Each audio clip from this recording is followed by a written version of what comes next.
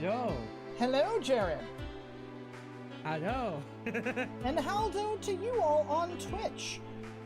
Give me just a second to actually get everything set up properly here. Window cap should be good to go.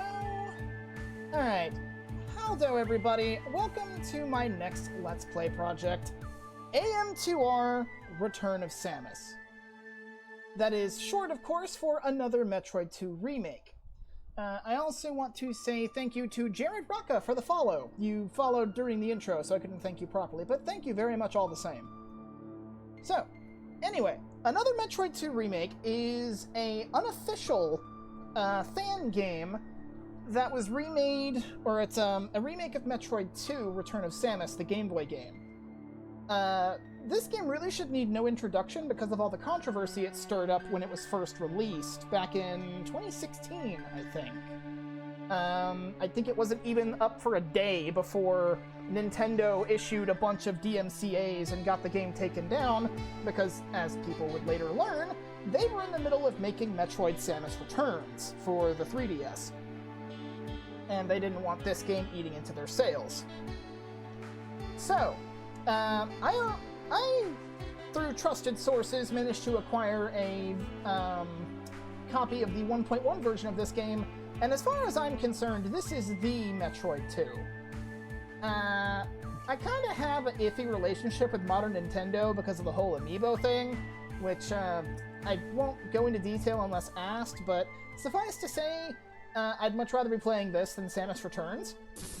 So we're going to be playing on a new file here. I also have Jaren with me.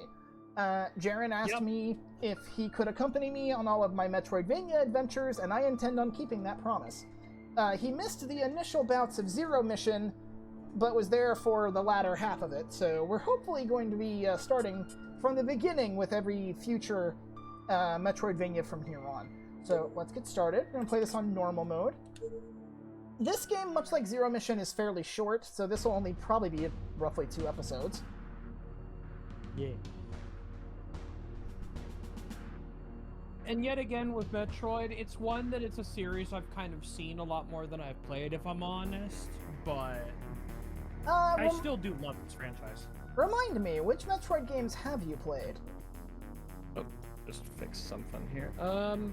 Let's see, off the top of my head, I've played a little bit of Zero Mission, I've played a bit of Metroid Dread, I've played Metroid Prime 1 and 3, because I've never played 2.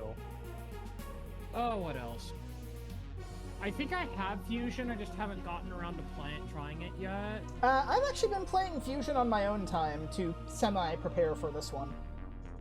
I definitely know Fusion's a good game, I just, again, haven't gotten to it yet. My feelings are mixed, but it's also my first playthrough, so need to give it another... Yeah, I do know that one's a bit of a hard one to start. Yeah. And definitely different. Okay, so... and also, I've played Other M. Fun.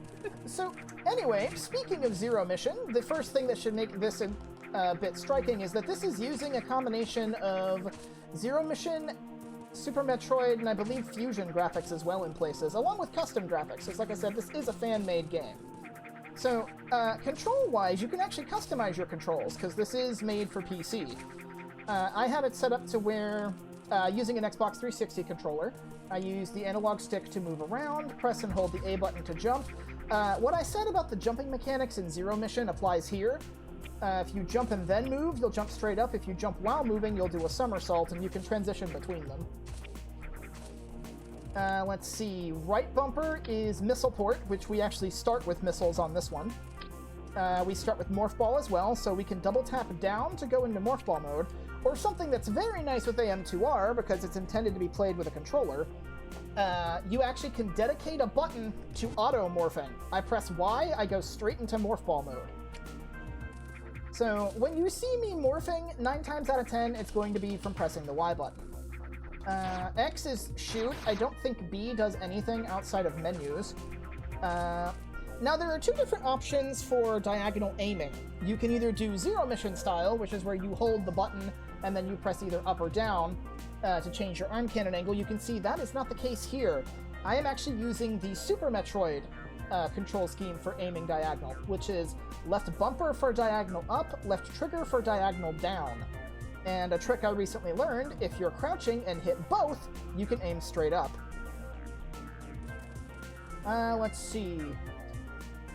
So we go to the menu here. We can check what kind of power-ups we already start with. Power suit kind of is a no-brainer, because we always start with the power suit. I mentioned we start with the morph ball, and because this is taken from, a lot of mechanics are taken from Zero Mission and Fusion, we start with the power grip. So we can grab onto ledges if we don't quite make the jump. So, like, I can demonstrate that, like, right here. Well, get out of here, bug. Will you? Yeah, see, like this. Now I can grab ledges, shoot, whatever.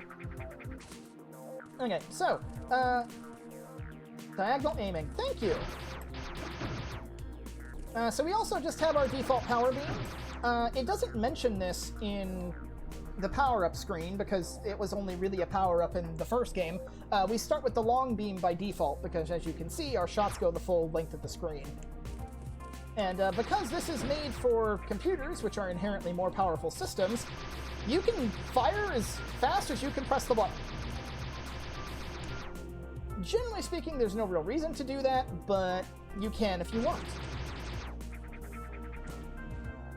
So, Jiren, I have something I would like to ask you. Sure. This game, much like the Metroid Prime games, has an in-game logbook where you can, like, get entries on stuff and read little lore tidbits. Would you like to read those? Sure. Okay, when we get to a safer spot, I will open the logbook and do so. Alright, this is a safe spot, so let's actually go ahead and look at what it is we're doing here, starting with the mission briefing. You can see that all right, yes? Yeah, I can see it. Do you want me to read it all? Read it aloud if you would be so kind. All right. Let me quickly do something here. All right. So, primary objective: exterminate all Metroid organisms on planet SR-388. Secondary objective: locate and bring assistance to the Galactic Federation research and rescue teams. So the research and rescue teams were kind of non-entities in the original Metroid 2. They were mentioned in the instruction manual, and that's about it. AM2R makes them an actual, like, plot point to keep an eye out for. So something, I'm actually going to go ahead and just kind of show this off. From this entry, if I press B to try to go back and select another entry, it takes me back to this menu instead of to the logbook. So I got to enter the logbook every single time I want to look at a new entry. Yippee. So this one has a scroll thing, so let me know when you want me to scroll down. All right. Planetary designation, SR-388, a remote planet, absent on most galactic charts. Federation research indicates it is the natural homeworld of the Metroid species. Its outer crust is hollowed out with massive cave systems, which are home to an ecosystem that is yet to be fully studied. The first expedition to SR-388 revealed the existence of Chozo ruins. Because of course there's going to be Chozo ruins in a Metroid game. Of course. The research team. For years, the Federation declared SR-388 unsafe to initiate new expeditions. However, after recent orbital scans failed to detect any Metroid presence on the planet's surface, the dispatch of a research vessel was finally approved. The crew's mission was to inspect the region where the species was first encountered and reaffirm that none remained. Their next objective were to explore the nearby Chozo ruins and study SR-388's other wildlife. Communication with the team was cut off and only a distress signal managed to reach HQ. Which of course led to the dispatch of the rescue team. The search and rescue team is an elite combat group consisting of heavily armed soldiers. Their mission? Locate and extract any surviving personnel from the missing research team. The group reported finding a specialized energy sensor at a campsite of the missing team. This data confirmed the Federation's suspicions.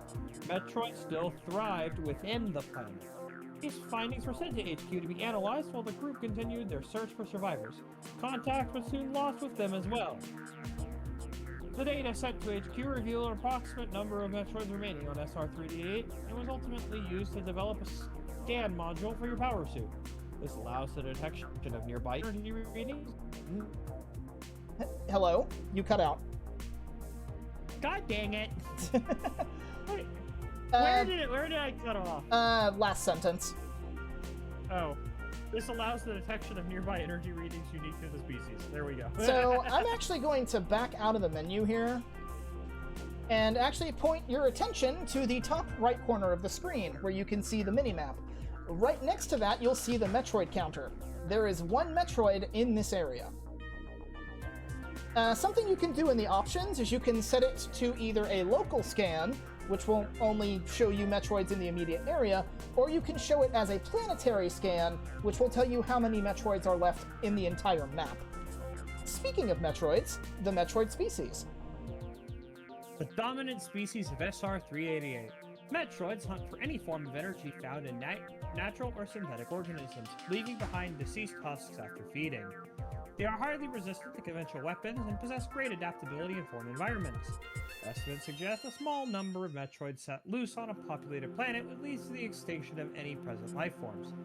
As such, they've drawn much attention from space pirates, who have repeatedly tried to use them as biological weapons. I actually do want to go ahead and point out that despite the fact that I'm using this as an immediate sequel to Zero Mission, the fact that this entry mentions the space pirates have repeatedly tried to use the Metroids as bioweapons confirms that this game considers the Prime games canon. I have never played the Prime games, but I do know the space pirates futzing around with Metroids ended up creating the titular Metroid Prime and a whole bunch of other problems. So, yeah. It's only after multiple Metroid-related crises that the Federation has decided, yep, extinction's the only option. So let's look at the Chozo, the lost race. The Chozo were an ancient and mysterious avian race. Incredibly advanced, they colonized many worlds, spreading their message of peace throughout the universe. There are historical records and legends of the Chozo visiting other races with whom they share their knowledge and wisdom. These brief encounters led many primitive cultures to their present-day glory. Some say they helped consolidate the very foundations of the Galactic Federation. And let's see. Also, I will say that the fact that what happens in this game also kind of sets up fusion. Oh yeah. As well. That is actually something I will bring up because I'm playing version 1.1. We actually won't see the effect of that, but I will bring it up because later versions of the game do actually add that in as an addendum. But let's look at the wildlife of SR-388, the native species. Not much is known about SR-388's ecosystem.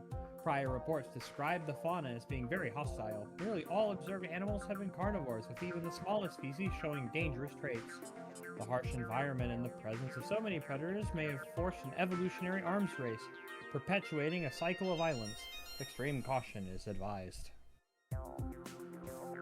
And that's all the log entries for now. We'll get more as we explore the game. So, to start, we want to go this way, because if you go right, you will eventually hit a dead end that you can't bypass. For now. So, I guess while we're heading in this direction, I can describe a little bit more of the UI. Much like in Metroid Zero Mission, if you look up to the top left of the screen, you can see my energy count and my missile counter. Due to how you have to fight Metroids in this game, the game starts you with 30 missiles, though, oddly enough, despite the fact that Samus is going to a planet full of Metroids, she doesn't think to pack the Ice Beam. That Hornode just tried to spit something at me. I've never seen them do that. Okay, so here we have a red hatch. Much like in Metroid Zero Mission, you have to use a missile to blow them open. Unlike Zero Mission or the original Metroid, you need one missile instead of 5. Zero Mission also only needed 1, which I actually didn't know this at the time when I was recording Zero Mission, but I actually found out the reason that missile doors in Zero Mission only take 1 missile is specifically because of hard mode.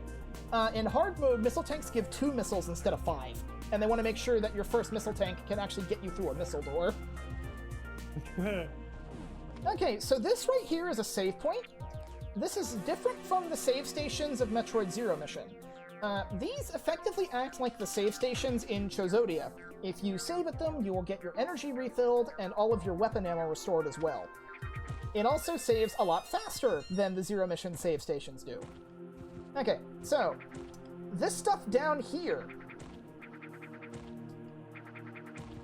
I don't think it... Did we get an entry for that? Let's see. Not yet. But we'll find out what that stuff is. Maybe if you touch it.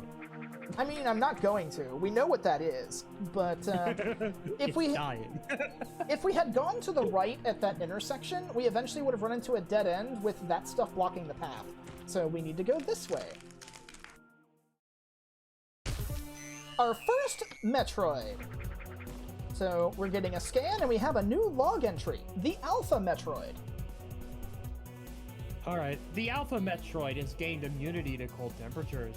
The loss of several nuclei within its green membrane has left it vulnerable to concussive weaponry. A plated exoskeleton partially covers it. This organism emerges from the molting of its larval form. Though aggressive, it is relatively weak at this stage, and its new appendages have yet to grow to their full length and strength. This is going to be the most common type of Metroid that we are going to be encountering.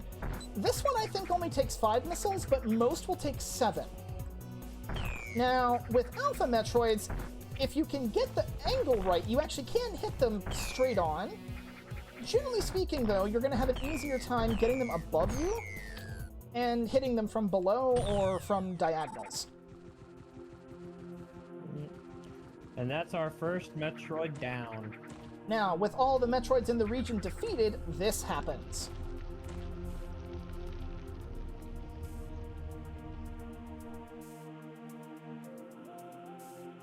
Earthquakes. The massive cave system is located between two tectonic plates, largely flooded by an extremely dense and caustic substance similar to magma. The recent earthquake has altered the cave layout, and the hazardous substance has drained to lower levels. The cause of the earthquake is unknown. Initial orbital scan of SR-388 detected no instability within this region. And that is basically... Can I just mention... Go ahead. Really quickly, I'm just going to mention, I'm really bad about sometimes saying the wrong things or misspeaking, which is not going to be helped after the fact that I have been in the car for a lot of the past days. It's okay, I won't hold it against you. If nothing else, it'll be funny. Because, today was the short drive. Yesterday was the long one. Yes. From Custer, South Dakota to the western corner of Missouri, Neat. at least. Did you at least have a good vacation? It was a good vacation. I'm glad to hear. I'm actually going to take this opportunity to discuss liquid physics, because they work a bit differently in this game compared to other Metroid games. As you can see, Samus actually can slowly build momentum underwater. This isn't exactly a good example for that, but she can.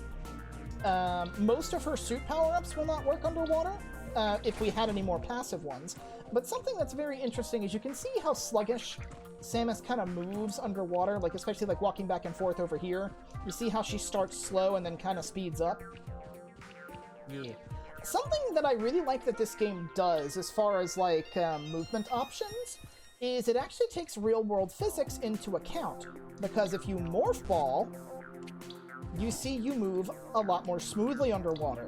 Because being a small sphere, you generate less drag, which means you're not moving with as much resistance. So, nice. Early on in forced underwater sections, you will see me morphing for that very reason. Morph ball in general is just like a really nice means of conveyance in this game, because it's a nice consistent speed. Not to mention smaller hitbox and all that fun stuff.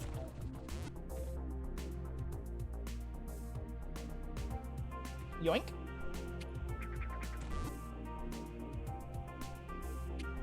No need to save here. I will be saving a bit more frequently than I did in Zero Mission, mostly because of the save points healing ability.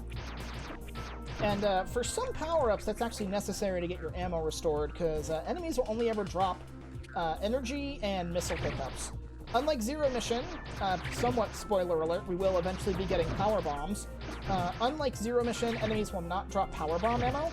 So if we ever run out of power bombs, the only way we're going to be getting those back is by picking up a power bomb tank or saving.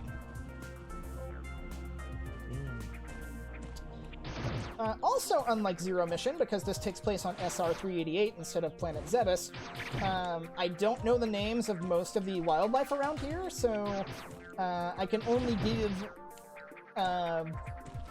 like very sparse information on them, aside from like what they do in a gameplay sense. Do you want me to bring out the wiki or no? I don't particularly care that much. Because at the end, I don't want to if I don't have to. Yeah, at the end of the day, you know, they're just obstacles. They're gonna die anyway. Plus, I think the only decent Metroid wiki around is Fandom, and do you really want to mess your computer up with that crap? Ah!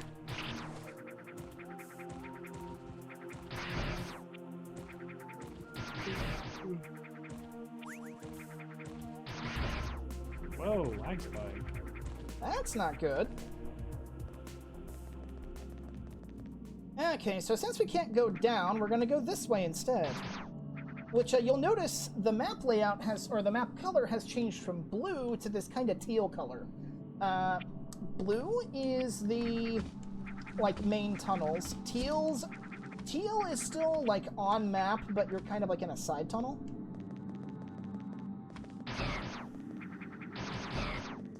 Something else I also want to note, because these should look familiar. These are known as feeding tubes. In Zero Mission, enemies would occasionally spawn out of these, and you could kill them to farm for pickups and whatnot. Something you guys may have noticed so far is that enemies don't drop anything unless I'm actually in need of something. Like, all of these guys haven't been dropping energy for the most part, they haven't been dropping missiles, what have you. So as you saw right there, wall jumping is a thing. It's a lot easier in this game to jump off of a single wall than it is in Zero Mission. Because something that's going to be really nice is I don't have to contend with input delay because I'm not playing this on an emulator. I'm playing this on native hardware. So I can actually better play with the kind of snappiness that the game expects me to. So hopefully there won't be any Ridley Robot style embarrassment like there was in Zero Mission.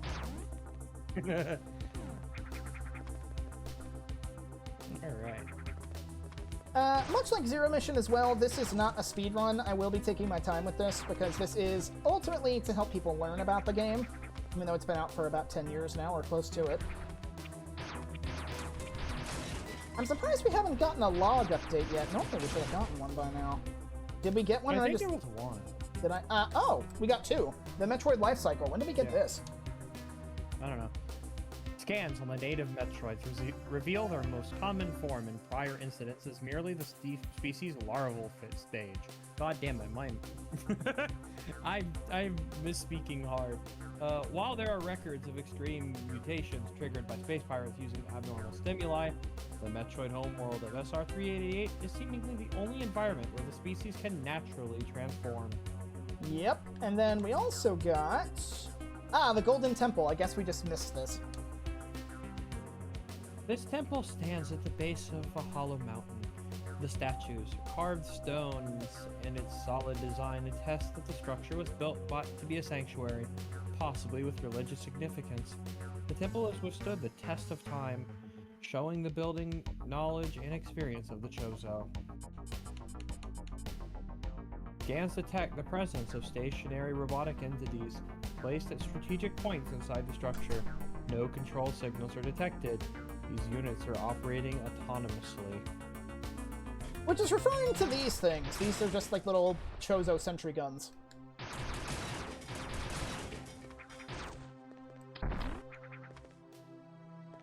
And we've been at this for about 20 minutes, and we've already got our first major power-up.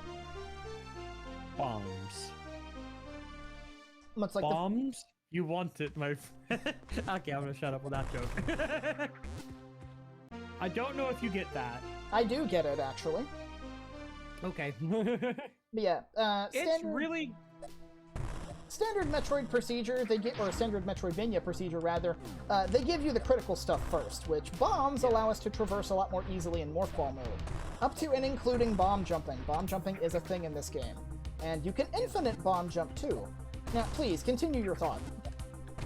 For the record, I make a joke on the Zelda CDI games. Did you know those are actually, like, some of the best games on the CDI console? I believe it. Literally, Hotel Mario plus the 2 with the crappy cutscenes of the Zelda ones are the 3 best games on the console. I mean, considering that the, oh wait, no, I'm thinking of the 3DO, not the CDI. Never mind. Oh, the CDI is terrible in, like, the funniest way. Because if memory serves, most of the CDI's library was supposed to be, like, edutainment games. It was a lot of edutainment and, oh god, what kind? I'm trying to remember what the word is, but the type, like, the ones that they film stuff to make, like, what's essentially just a video turned into a game. Yeah. Okay, so... There's a lot of those, too. The game seems to have bugged and lost the music. Let me think... I brought up Phillips. Oh no, it broke the game. The game has given you its undivided attention. It doesn't want the gameplay disturbing your riveting conversation. That's funny, but I'm going to restart the game real quick and see if I can get that back. Fair enough. Again, good thing this isn't a speedrun, and I can just reset this very easily. Yeah, I fixed it. Hopefully. We'll find out. Does it start playing music? Yes, it does. Awesome, that fixed it. Sweet. Yeah, but, oh, and just for the record, there's actually 3 Zelda games on the Philips CDI. Yeah, because there's... The third one, though, is really weird, and also terrible. I mean, all you have to do is say Philips CDI. You don't have to append terrible to that. Well, here's the thing. Terrible in relation. It is way worse than the other, than Hotel Mario or the other 2 Zelda games. Like, it in particular is specifically terrible for Nintendo connected Philips games. Right, and here we get our first beam upgrade, the Charge Beam. The Charge Beam was not in the original Metroid 2. So, there are power-ups that have since become Metroid mainstays that were added into AM2R, because, well, they're series mainstays. The Charge Beam being one of them. Press and hold the attack button, you can fire a charge shot. The pseudo-screw attack is in this game. You press and hold and then do a somersault. You actually manage to strike something with that, you'll consume the charge and damage the target. And apparently there's also some special stuff you can do that was in Super Metroid here. Like if you morph with a charge.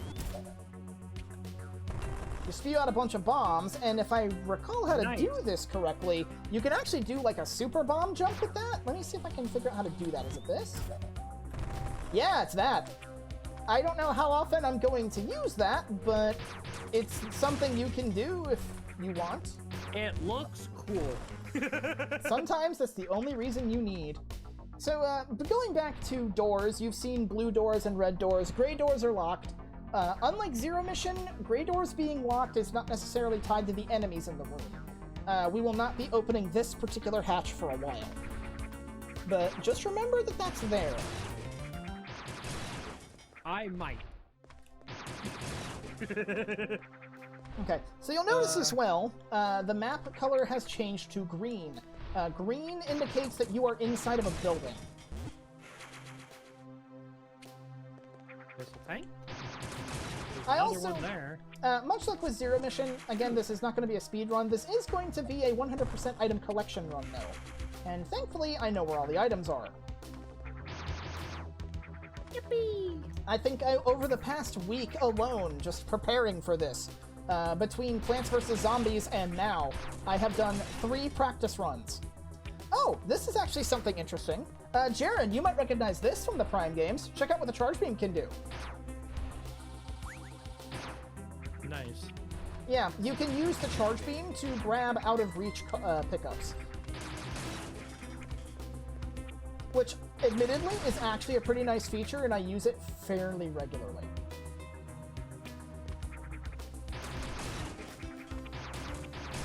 Much like other Metroid games as well, Charge Beam can hurt bosses if you don't have any missiles. This game's actually pretty nice about the not necessarily needing missiles for everything. There are quite a few boss-style encounters that you can get through with just your beam. And here we have a puzzle.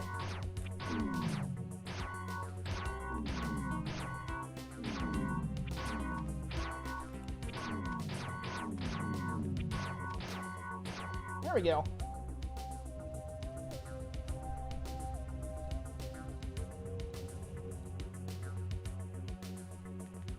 Now that that thing's out of the way, we can get ourselves an energy tank. And here we have crumble blocks, of course. Generally speaking, though, with how Metroid 2 is set up, it's a lot more structured than other Metroid games. So, generally speaking, they're kind of set in, like, compartmentalized areas. Like, once we finish here in the Golden Temple, we'll head back to, like, the main tunnel, which will take us to the next compartmentalized area, and so on and so forth, until we kill all the Metroids. So... Down you go. Yep, did not mean to do that, but... Well, you did. Yep. But generally speaking, it's a good idea when you get to one of these new zones to clear out all of the buildings before you really go anywhere else. Such as this area over here. How do I get down there? There's another way down, I thought. It might be a side path? I feel like I'm missing something, but I'll figure that out in due time. I actually do want to save, because I have gotten quite a few power-ups.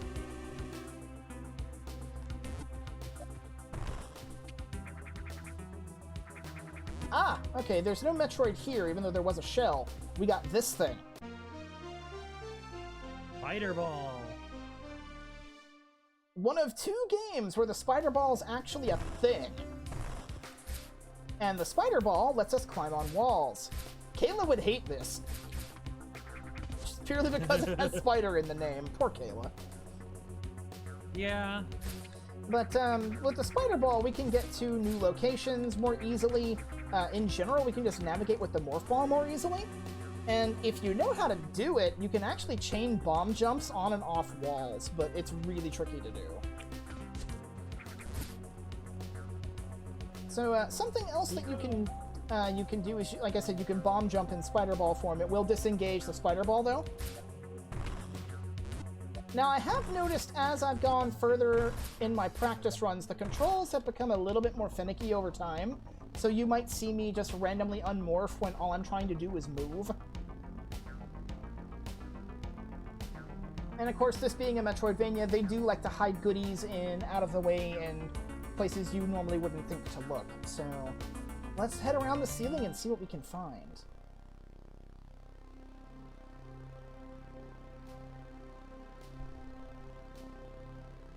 Making contact with enemies at all while you are in Spider Ball form, or with Spider Ball active, will disengage Spider Ball and just kind of knock you around. So we do want to make sure we don't get hit by anything. And there actually are some pretty interesting puzzles that they do with Spider Ball here in AM2R. I don't think there are any more pickups around here, but I do want to look just to be sure. Might as well. Now, I do know that while this is a faithful recreation of Metroid 2 map-wise, much like Zero Mission, the base map is more or less loyal, but they did have to make some changes to accommodate for some power-ups and gameplay changes. Like, for example, there's a whole area later on that we'll see that's like that, but for the Spider Ball in particular, there's actually a lot of nooks and crannies that have been removed from the base map because of how save points work. In Metroid 2, save points were just that. They saved your game and nothing else. If you wanted to get a full heal, like for your energy or your missiles, you had to find these like standalone recharge stations, which were kind of just dotted around the map randomly. And they'd be inside little, like I said, they'd be inside little nooks and crannies, like up in the ceiling or something. Okay, I am definitely missing something in this room.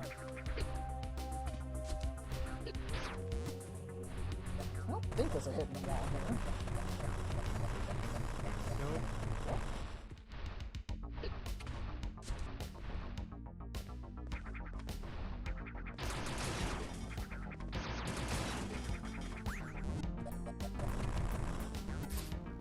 Aha!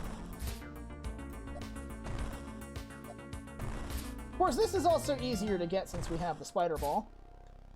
You can get this just by bomb jumping, but this makes it easier. Also, Yeah, something interesting about Spider Ball that I actually do want to show, they make puzzles out of this later, is Spider Ball actually lowers Samus's weight.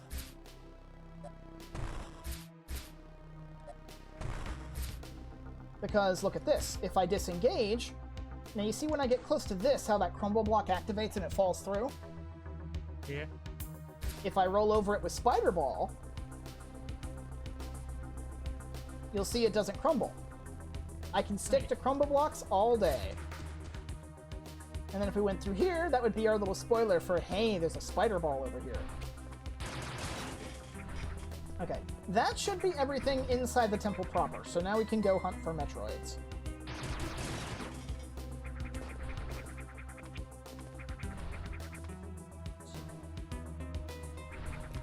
Nearest exit is this way, so let's go.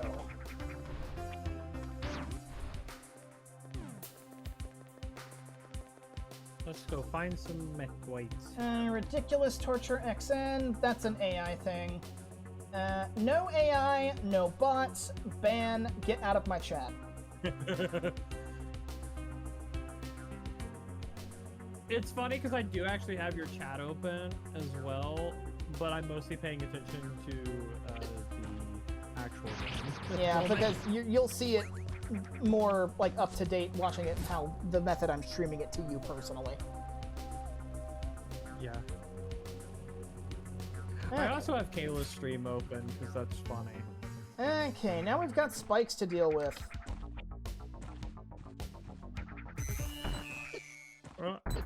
We have a Metroid. Ow, ow. Ow. Ow.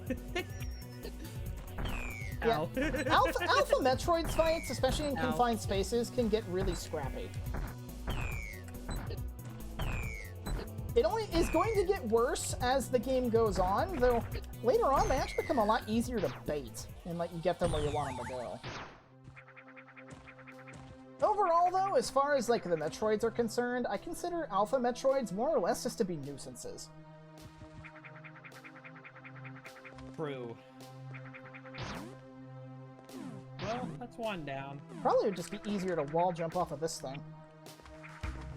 Okay, you gotta go. Come on. There we go. That enemy reminds me of something, but I don't remember what. Would it happen to be a mosquito? Kind of.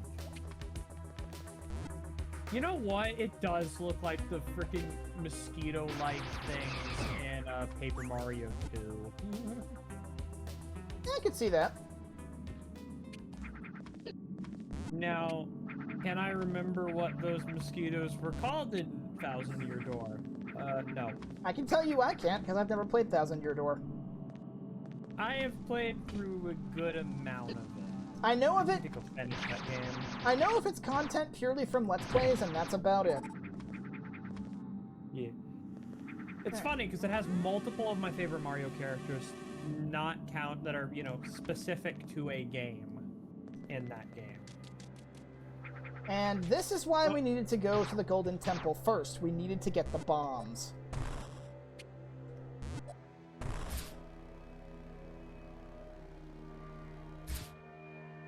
That music is spooky. Mm-hmm. Welcome to the Metroid Breeding Grounds. Oh. This area spans a custom-built ecosystem that favors the growth of Metroids. The terrain itself is dangerous. Tendrils growing along the ground release extremely corrosive chemicals. Opportunistic predators and scavengers can recognize this as an ideal feeding ground, taking advantage of injured or dead animals. The presence of at least one Metroid is expected when venturing in these habitats.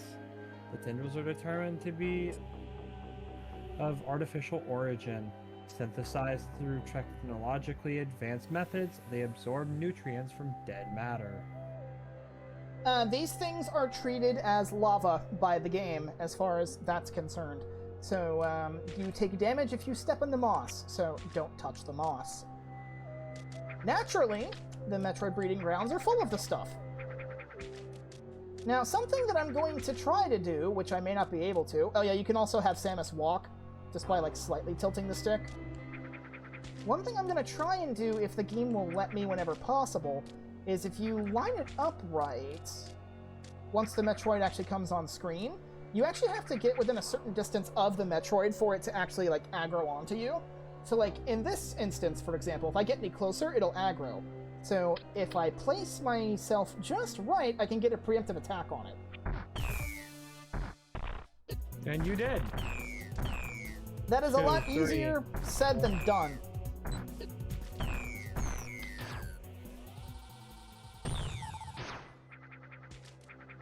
There's another one down. Yep, we got 2 more in here. And more or less how it's going to go as far as the compartmentalized areas of the map is it'll always be like a centralized building. The building may or may not have Metroids in it, but there will always be at least one breeding ground attached to the main part of the map that you're in, which will have a majority of the Metroids of the region inside of it.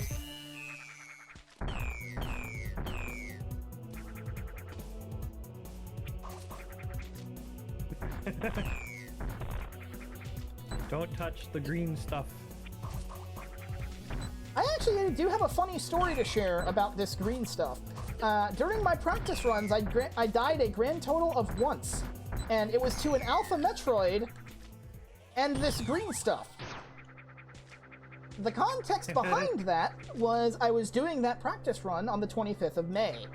The reason that's important is because my cat, Nocturnal, has to take her anti-parasite medicine the 25th of every month. Due to circumstances that have been changing things around my house, I can't keep her in her usual quarantine zone and instead have to lock her up in my room.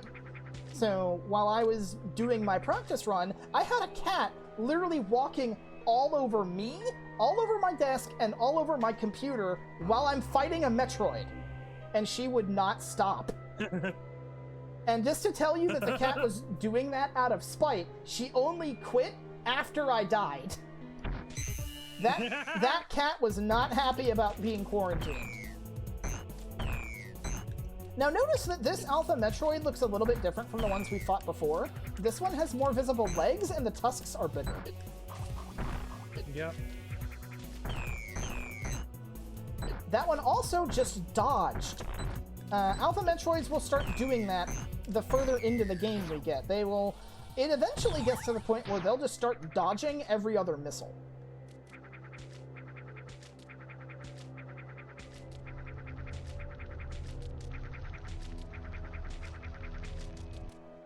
Earthquake. And we know what earthquake means.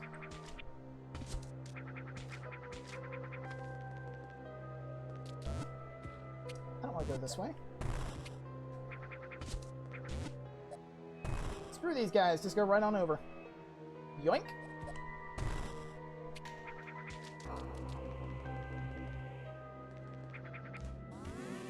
And that's all the Metroids around here dead, so we can actually get going.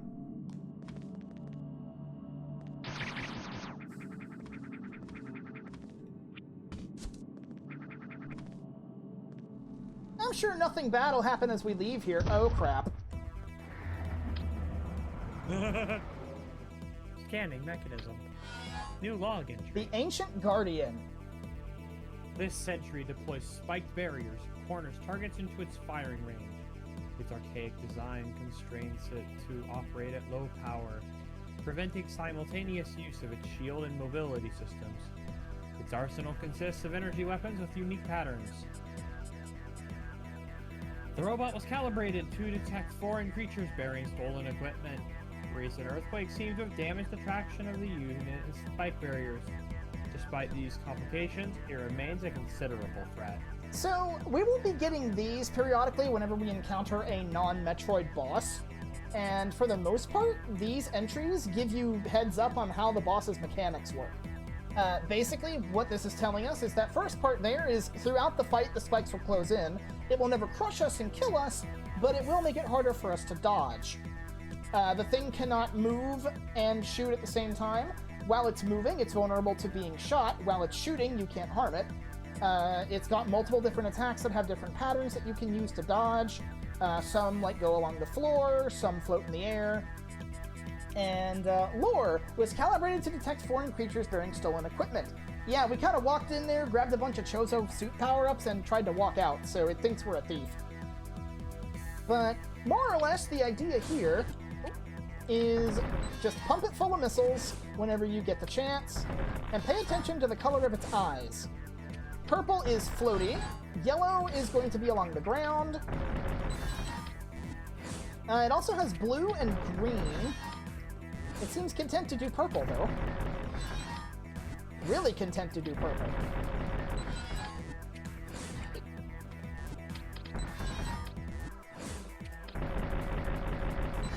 Okay, blue, it'll go straight down. And as you can see, we can hurt this thing with the default power beam, so if we run out of missiles, we're not screwed.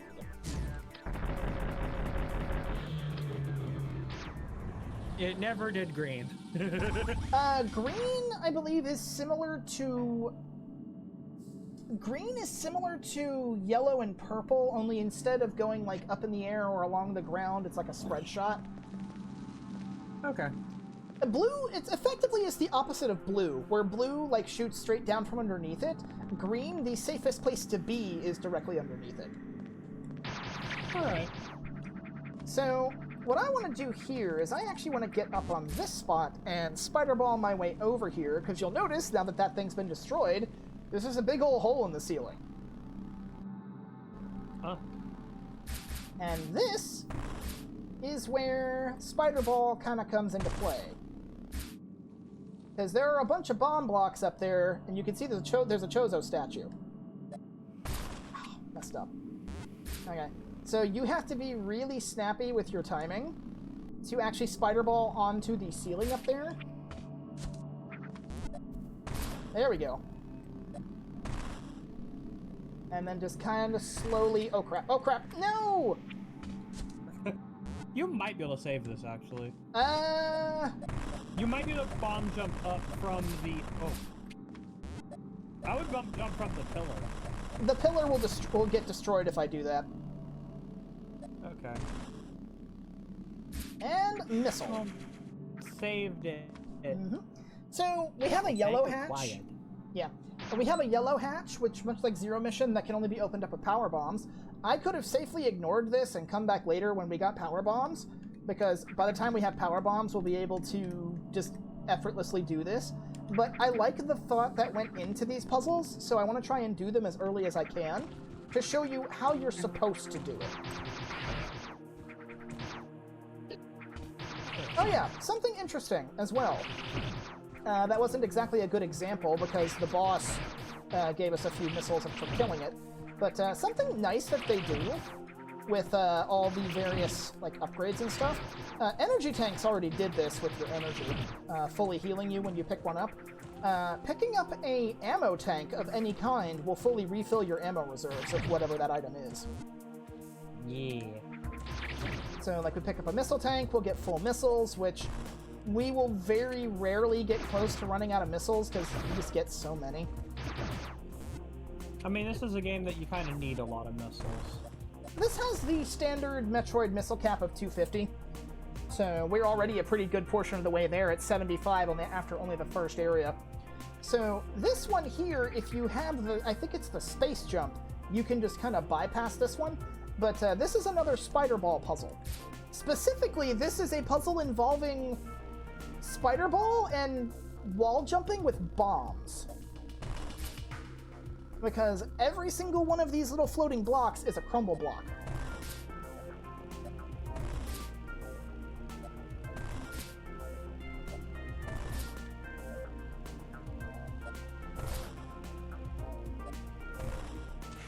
I'm surprised I did that first try. I usually screw up on that at least 5 times. Good job. Oh yeah, there's something else in there too. Completely forgot about this. Yoink.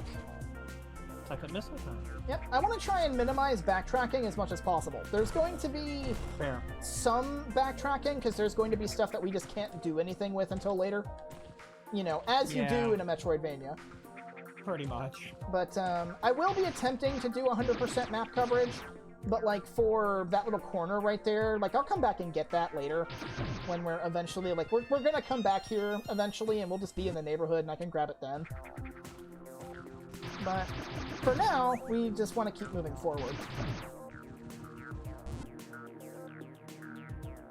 And you can see we've made it to the next little area because now there's more lava in the way. Technically it's magma because it's under the ground, but you know what I mean. Metroids have been detected in the area. Yep, we've got more Metroids. And this is concerning. These feeding tubes don't have anything coming out of them. Yet. Jump scare! This game actually does try to jump scare you with Metroids. Get wrecked, boy! Nice try! Yeah, because they put the shell over there rather than here. Okay, so here, I actually wanted... Oh, what's this? The hydro station. The massive facility at the center of this reservoir filters and pumps water through enormous pipelines. These pipes come out of the complex and disappear into the surrounding rocks, presumably to supply other buildings further down the cave system with clean water. Though abandoned, most of it remains functional. Robotic activity is detected inside. Yep, more robots. Now, I actually do want to do this in a particular order. I don't want to fully explore the building yet, but there is stuff in here that I do want to grab. I also think this is the first, like, building area that actually has Metroids in it, because the Golden Temple didn't have any Metroids inside the actual building itself.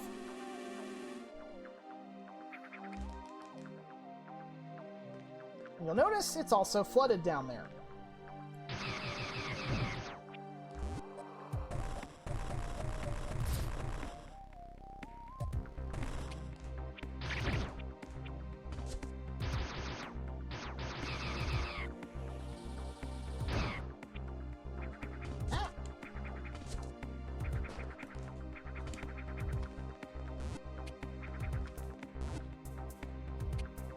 Like, I think through here is good.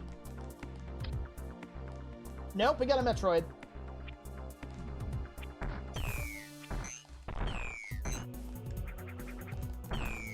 Three, four.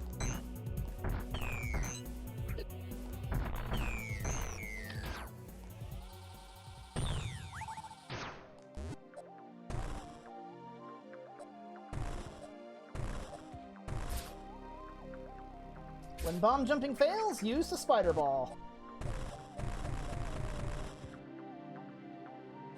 And down here we go. Can't do anything with that yet, but know that that's there. Okay, we want to be careful with that guy. That guy's kind of a jerk. Easiest way to deal with this guy right now is to missile him. He's also very vulnerable to bombs.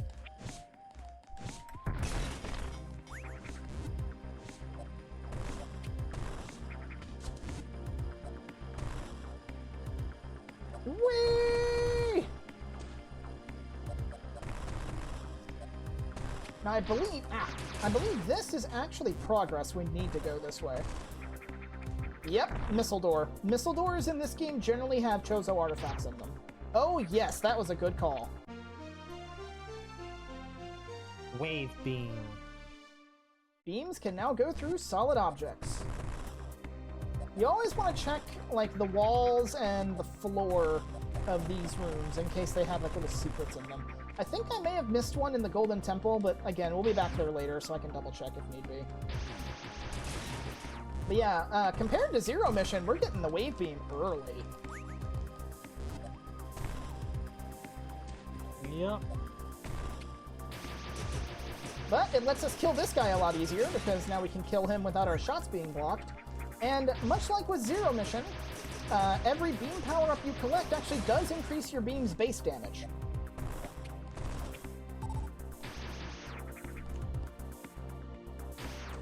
I forget if you have to to swap beams in this game or not? You do not. Beams stack. Observe. Awesome. Now, in the original Metroid 2, you actually did have the individual beams. Where I got the charge beam in the Golden Temple, for example, in the original Metroid 2 is where I believe you found the ice beam.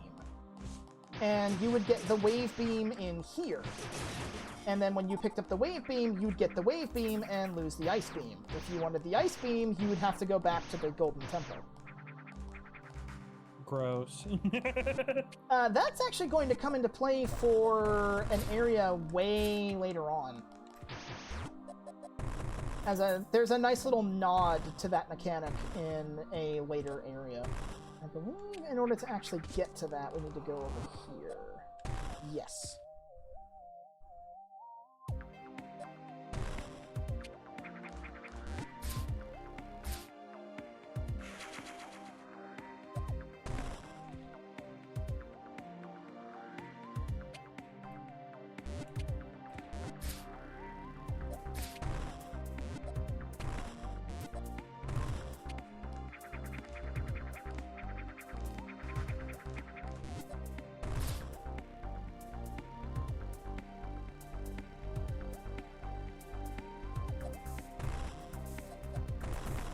Right over here. Ah, crap. And I can't jump that high. I think if I go this way... Oh, spider block on the left.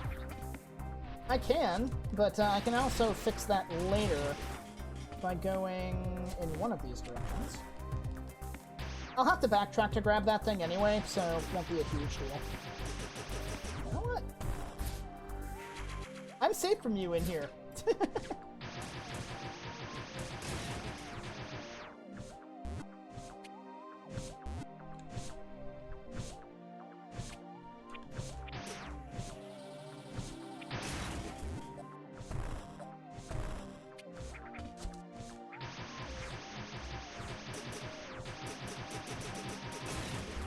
Oh, that room is goodies. Yep, but we can't get over there from this side. We have to go around. Okay, so this isn't what I thought it was. This is the right area, but it's not the actual... Or it's like the right zone, but this isn't the right area within the zone. So yeah, to get this item, I'm probably going to have to spider ball from the side.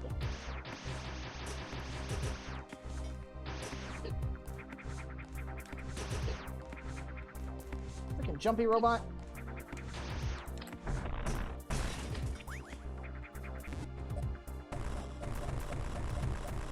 Actually, you know what? Let's do it like this. Haha! Yippee! Would you believe me if I told you that's the first time I've ever done that on purpose?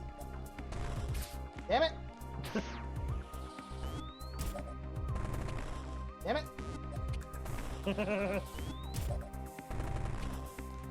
See, this is what I was talking about earlier, with the controls getting a little bit more jank the more I play this. Is Samus unmorphed when I was trying to move to the right.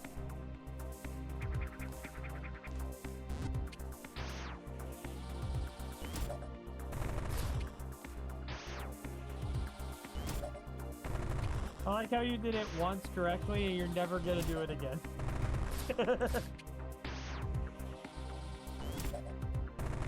There we go. There you go. Take that. You did it! Yeah! Got it! Not quite.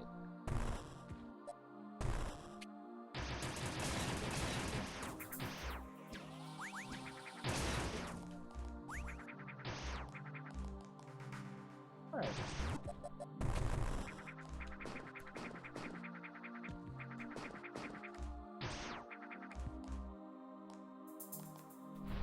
Ah, it's down here.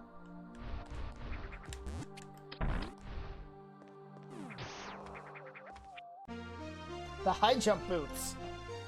Maximum jump height has increased. Oh yeah, something nice I actually do want to show off is once we get through here. Get bombed, fool! Is something we can do in AM2R, which is, I think the only other Metroid game that lets you do this is Super Metroid, is if you actually go into the menu, you can turn your individual abilities on and off. See? Yeah. I forget how many games do it, but... I'm pretty sure it's just AM2R and Super. At least as far as I'm aware, those are the only two that let you do that. Now, unfortunately, unlike Zero Mission, picking up the high jump boots does not let us jump in Morph Ball form. That is a separate power-up in this game. It's the first one. I'm glad one of us remembered.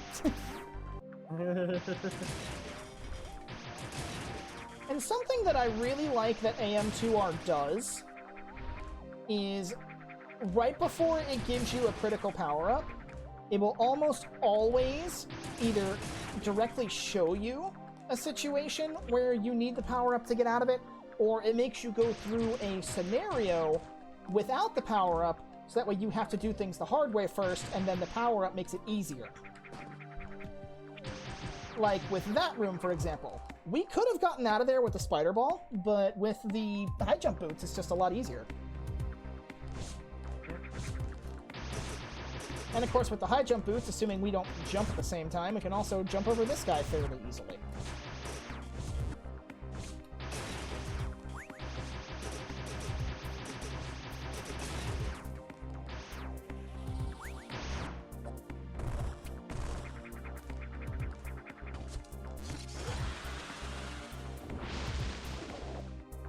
Up you go! Whee! Alright. Nothing else for us in this part of the building, so we need to go this way.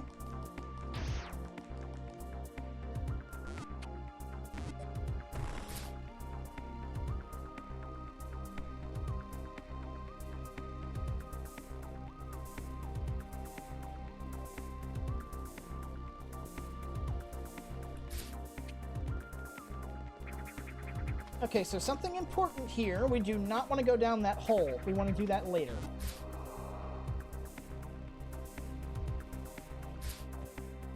We do, however, want to go in here to get this missile tank. Yay, missiles acquired.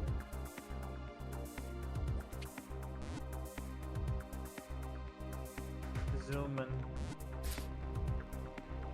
Okay. And now we're back here. I think that's all of the... Well, not all of them. There's still one more path we can take to get to other parts inside the building. So let's go take care of that. Now, for this next one, we are actually going to have to go underwater for a little bit, but it will let us get the remaining power-ups that are at least inside the hydro station.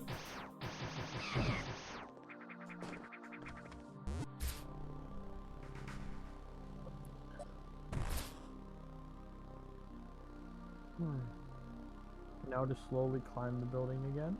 Yep. It's raining again outside. I've noticed that being a trend ever since I've gone. Yeah. It was supposed to be storming a lot today, but it wasn't really doing that. Down we go. You know what? We haven't saved in a bit, so let's go ahead and do that. Might as well. I mean, we're in the area, we picked up a bunch of power-ups. Now, if we wanted to, we could actually sequence break and go kill most of the area as Metroids, but we do, in fact, need to go down here. Also, something that I think is neat that AM2R lets you do that other Metroid games don't, you can bomb jump underwater. There is very limited applications to that, but you can do it. Okay, so now we're going to be going through the hydro plant's, like, I guess, water duct systems, I guess.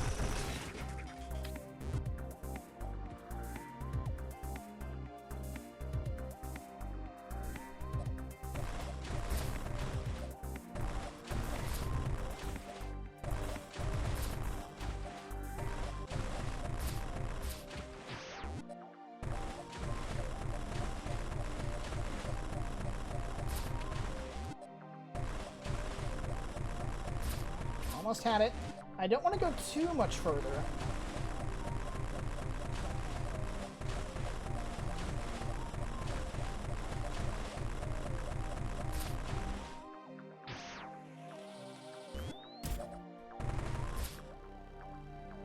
Because there's this over here.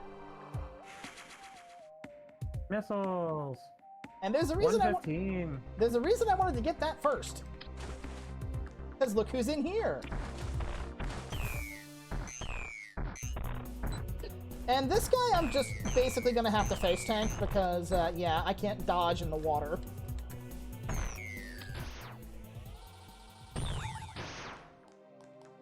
Now, there was a power-up back in the fan room that I missed, but I can get it on the way back. It's not a huge deal. Alright, now I believe over here somewhere... Ah, it's up there. We can go through here.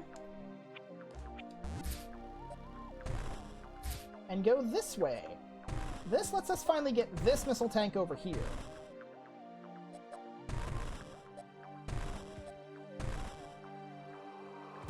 There we go. Nice. That is probably the hardest item to get in this area.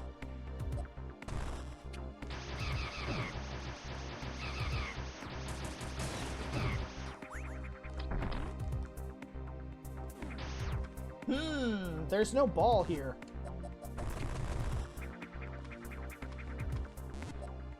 Ah. Oh.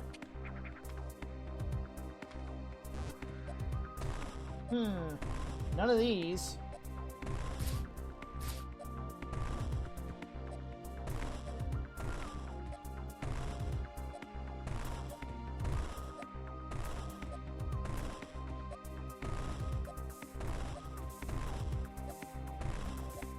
There it is.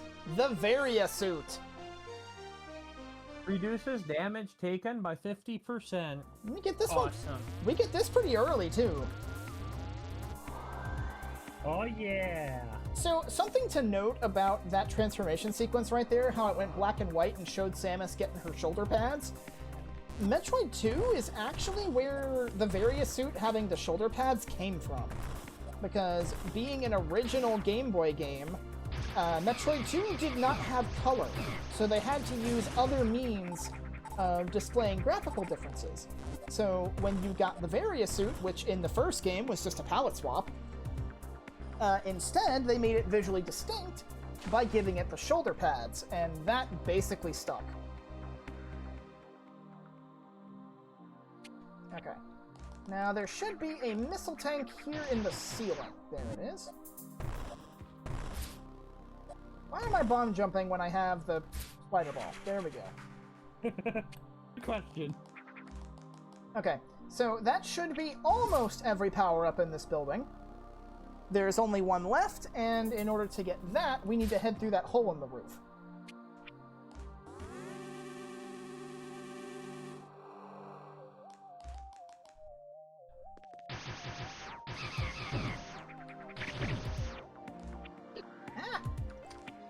Oh, something I forgot to mention is the name of the guy who actually made this game. This was a 10-year passion project of a gentleman by the name of Milton Guasti, who also goes by his username Dr. M64.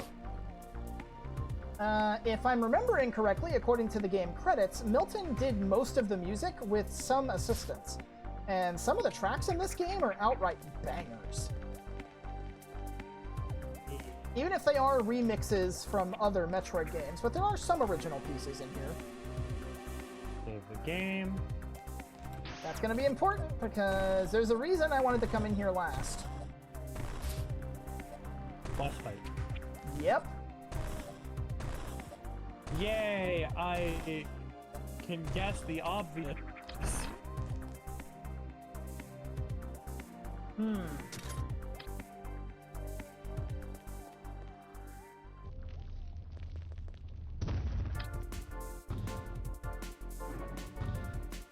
Arachnus! Yep. A territorial organism. Its armored hide is very resilient and requires at least a high voltage discharge to harm it. Attacking with anything less will only agitate the creature. When enraged, it will roll into a ball and attempt to ram its aggressor. Bombs might be able to propel it in this state. Its saliva has flammable properties, and its claws can vibrate at high frequencies to launch sonic waves. Scans detected it has acquired a Chozo relic, granting it unnatural vigor. So this guy, this is something I actually wanted to bring up, is a lot of the non-Metroid bosses that are in this game are unique to this game. Arachnus is not. Arachnus was actually in the original Metroid 2, in more or less the exact same spot. He was an optional boss, you didn't need to kill him, but if you did, you got something nice. So, you also fight this guy in Metroid Fusion, which is where most of his moveset comes from. Like, more or less, this guy fights exactly like he does in Metroid Fusion, with the exception that he's a gimmick boss instead of just a standard one you just kill with missiles.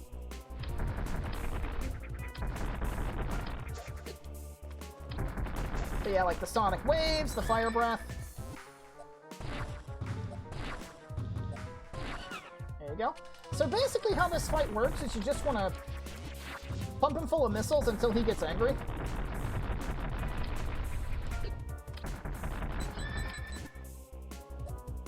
And then you want to hit him with bombs while he's rolling like that. 3 bombs is usually enough to propel him into the little diodes up top.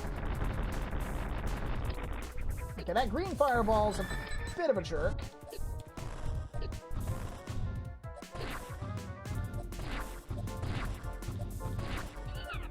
Got him.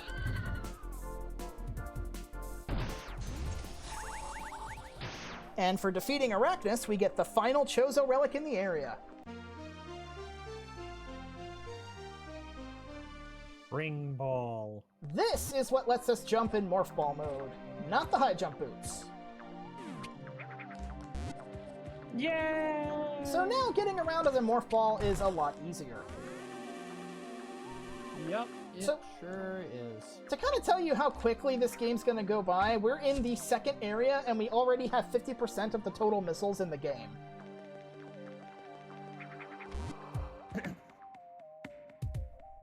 So, yeah, this game be short.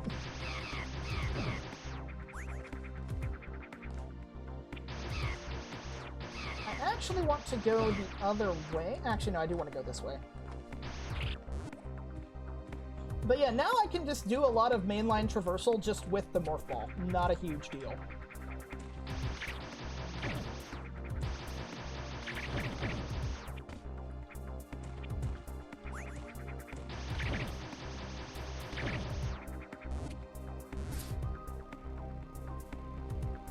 And more or less from this point on, unless it's something really specific, I will never have to bomb jump again. Yay! Take a wild guess as to what's through here that we need the high jump and Morph Ball for.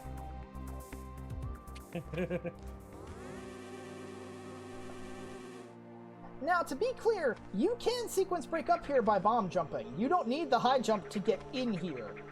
However, to survive in here, you do need the high jump, because there are some areas you just can't get to, even with bomb jumping.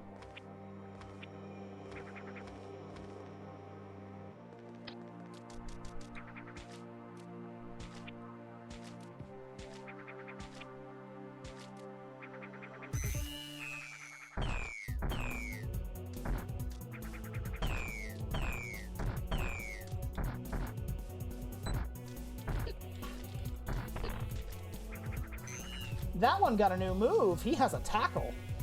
Get out of there. And then you died. But you've probably noticed, not only are they getting tougher, they're getting new moves. They're dodging, they're actively trying to charge into me, like a dash attack. It's not just flying around trying to bump me off of ledges anymore. These guys are They're actively... getting Swanga. Yep, they're getting stronger, they're going on the offensive. Now, there is an item in here, but I want to get that later. I will grab that on the way out for reasons you will see when I grab it. Oh, is this what I think it is? No, it's not. Okay, I don't think that's until... It might either be later in here, or it might be in the next area. No. Floor is lava, floor is lava. But notice this one's a lot more grown. He has 4 legs and huge tusks. These babies are getting big.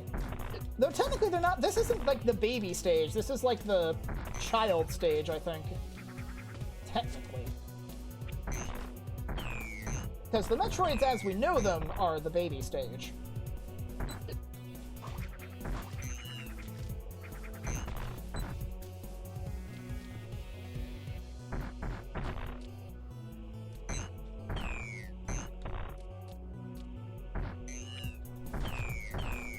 Get comboed, fool!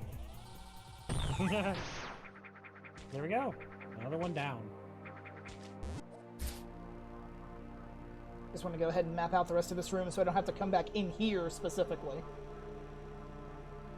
Because generally once you finish a Metroid breeding ground, there's not really any reason to go back. And then fall into the death. Eh. Thankfully the various... Oh, it is what I was thinking of! We have a new friend. Scanning bioform. The Gamma Metroid. Metroids at this stage can now transfer negative charges from its nervous system into the horns, releasing electric arcs capable of disrupting weapon fire.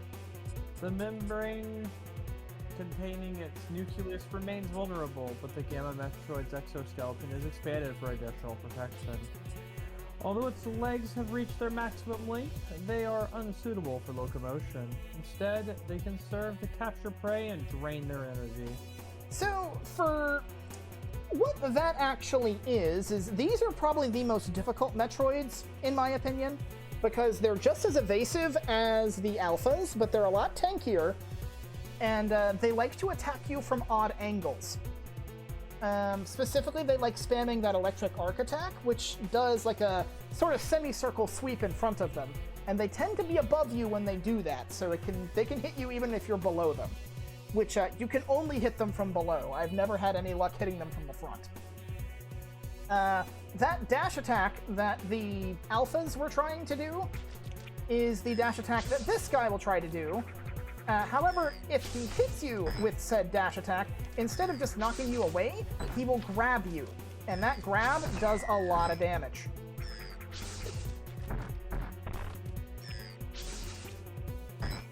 So, as the log entry mentioned, the little electric attack will block your missiles if it hits the static. You can see this guy's also dodging a lot. I actually want to get into this corner.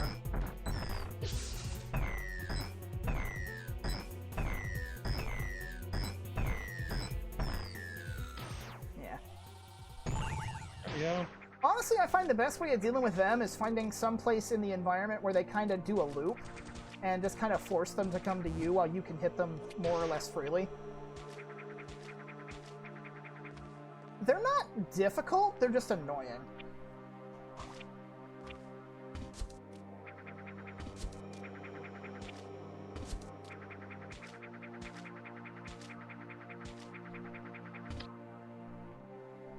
Come on, up you go.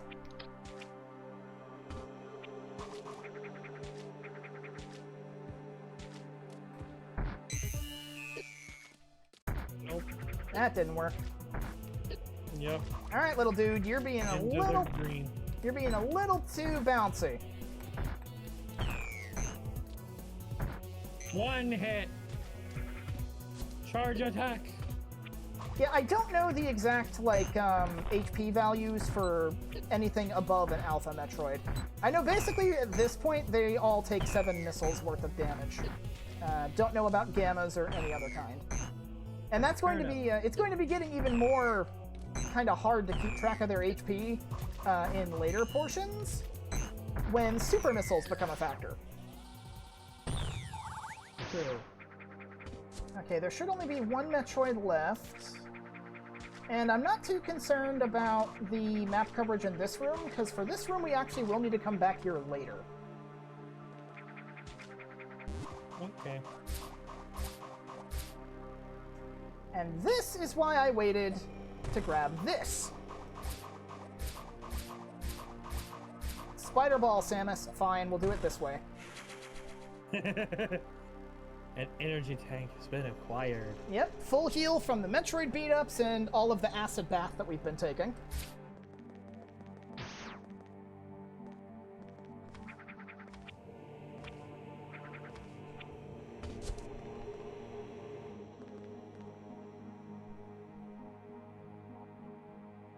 I think there's one more, and it's back in, like, the main area.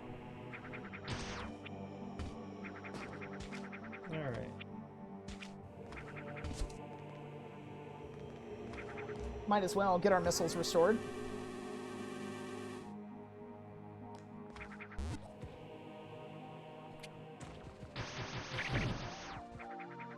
And now we gotta go up here.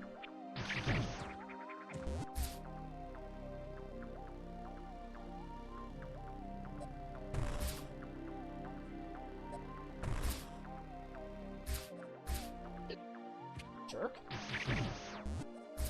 I was trying to spare you, but no. You enforced the murder protocol, I'm sorry.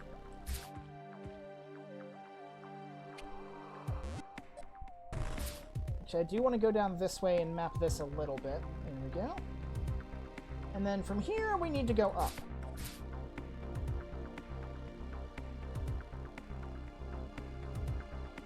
Up we go.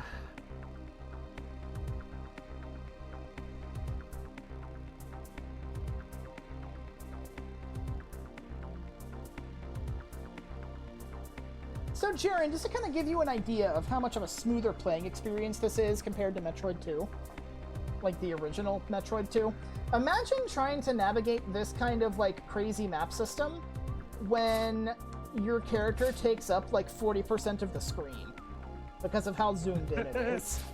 Screen crunch! I mean, oh, to me that sounds like I could think of worse. I could think of worse. Fucking Mega Man and Bass on the GBA. God, that game is awful about screen crunch. Playing freaking Mega Man on freaking Game Boy Advance with screen crunch is awful. I'm pretty sure your character does take up like at least like a good 20-30% of the screen. And that's not good in Mega Man. Oh no. Mega Man's hard. Mega Man already has a problem with projectiles hitting you from off screen, even without screen crunch. Yeah, just look up later a video of Mega Man and Bass on GBA. It's bad, and that's my way I played that game. I actually have a very old YouTuber who hasn't been active for like 15 years at this point. They actually do have a Mega Man and Bass Let's Play that I saw, and I'm like, dang. Granted, I haven't watched that since I was in, like, middle school, but I've seen gameplay at least, so I know what you're talking about. Yeah, Mega Man and Bass is already kind of hard, even when you're playing the version without screen crunch. I'm amazed how much I actually beat on Mega Man and Bass on GBA. No, I did not beat the game. It's hard as hell. It's so much pain. Okay. I don't think there's anything else up here aside from that missile tank, but there's so little of the map left to cover, I might as well take a look. Yeah. Nope. We're good. We can leave. For the record, the Mega Man X series in general is also on my to-do list. My to-do list is very long. I mean, Go ahead. Oh. Currently, the next new game that's on my list of games to play sometime soon for the first time is Hollow Knight, because that game is kind of egregious that I haven't played it yet. You're not missing much. I've played Hollow Knight and I'm not impressed. Alright, so I didn't come in here earlier because there really isn't much we can do in here without the high jump. Now, these are all crumble blocks, but they crumble slowly. Ah, spikes. Now, I know if you position yourself correctly, you can actually wall jump up to Take that damage. up to that block Take up there. damage. Take damage. Take damage. Take Yes, damage. thank you for your very astute very astute observations there, Jaren. Oh, come on, Samus, you could have grabbed that. There we go. For the record, part of it with Hollow Knight though is the fact that also my Hex really likes the Hollow Knight games, both Hollow Knight and 6 Yeah, for me, Hollow Knight was kind of one of those games that I really wanted to like, but it kept giving me reasons not to like it. It's one of those just didn't click kind of. Like, I really wanted to enjoy it, but at the end, it was becoming a slog and not fun to play. And this is coming from a guy who loves Metroidvanias. That's fair.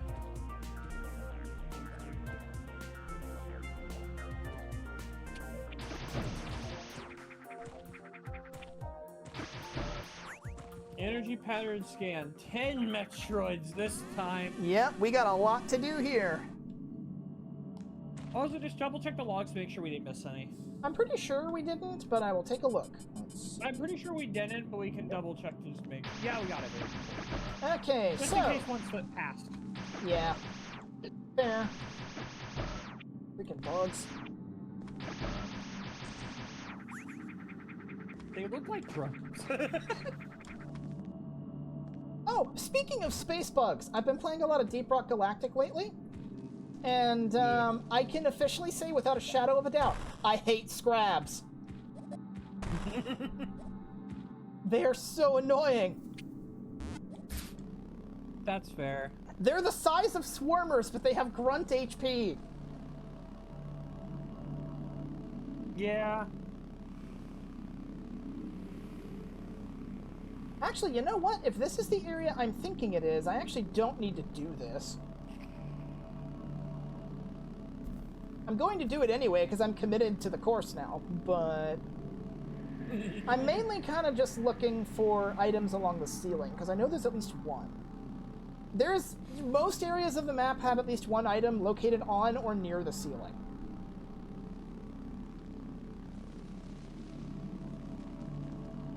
Yeah. Also, I'll say the only game I really played the entire time I was on vacation, also log entry, but... Industrial Complex. Okay, I'll read this first and then I'll keep going. Okay, this factory assembles worker drones, which are tasked with supplying SR-388's facilities with replacement parts that keep them running autonomously. Though time has left its mark, the machines have kept it intact. Some combat drones are also constructed here. Robotic workers are malfunctioning and now show signs of aggression. Good enough. Please continue anyway, your thought. Yeah. The only games I really played on my vacation for like 9 days was I was playing my playthrough of Pokemon Gen 6. Because I am trying to play through as many of the generations as possible this year, because it is 30th anniversary. That actually is something that Kupo and I need to do, because before I started actually uploading these to YouTube, like pre-Dark Cloud 2, one of the series that he and I did together as like a cooperative thing was we did Fire Red and Leaf Green as a co-op Let's Play. I should talk to him at some point about maybe potentially doing that again for the YouTube crowd.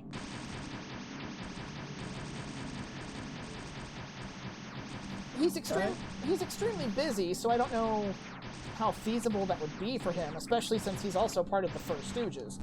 But yeah, it's just kind of a, it wouldn't be a bad plan. Because we actually have a friend of ours from college who expressed interest in joining us for when we did like the Gen 3 and 4 games like Hoenn and Sinnoh. Yeah. Meanwhile, I like every game series practically, except I don't like Johto. That's my least favorite region in the franchise.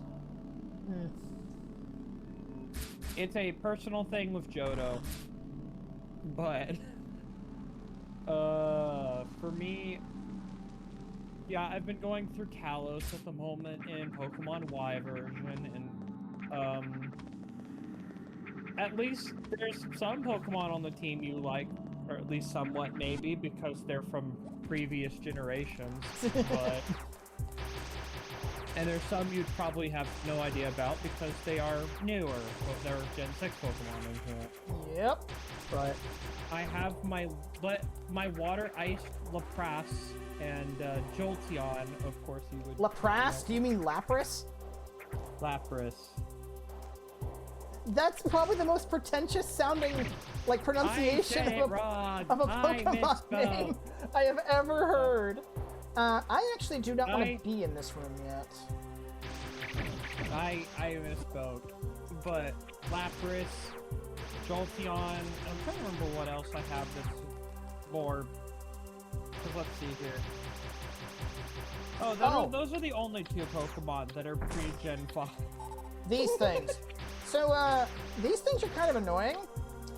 If you don't kill them with a missile, they break into two, and the two bits they break into home in on you. It's really annoying. Dang. Die already. Yeah, my...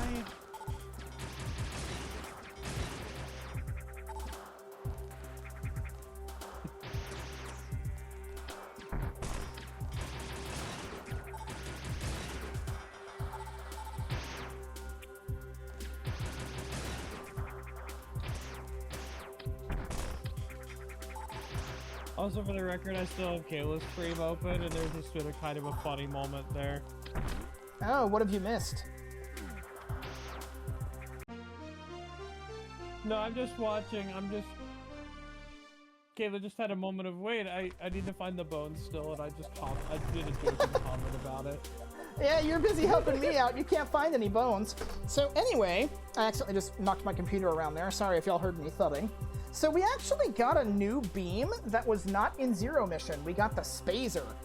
And what the Spazer does is it turns our beam into a spread shot. So this is actually where the being able to turn off power-ups will come in handy. So we already know what the wave beam looks like without with just a standalone wave beam. This is what the Spazer looks like without any other beam stacked on top of it. You see, instead of one projectile, it shoots 3. And nice. I believe AM2R treats that as 3 separate projectiles. Nice. So if you hit something point blank right as it starts spreading, we effectively have a shotgun. And now we have a shotgun that goes through walls. Nice. But now that we have this, the range on the beam is so wide. The range on the beam is so wide that we can just kill those block dudes without needing to waste missiles on them.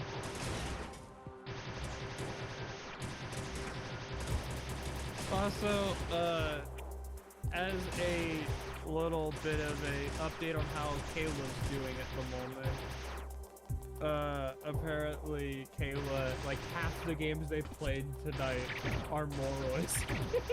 Dang. Interesting. Interesting selection. Very. RNG there. That's not a ghost I want multiple times in a row. That's kind of annoying. I mainly wanted to come in here and get the wave beam to start.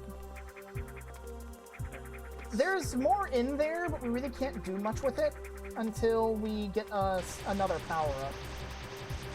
Yeah, so for now, that's a later. Yeah, now that's also a later, because I think there's another... Maybe it's on the other side?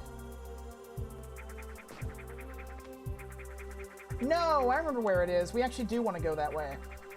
We don't want to... Actually, we can do this now. Because we got the wave beam. That's the big thing that makes this easier.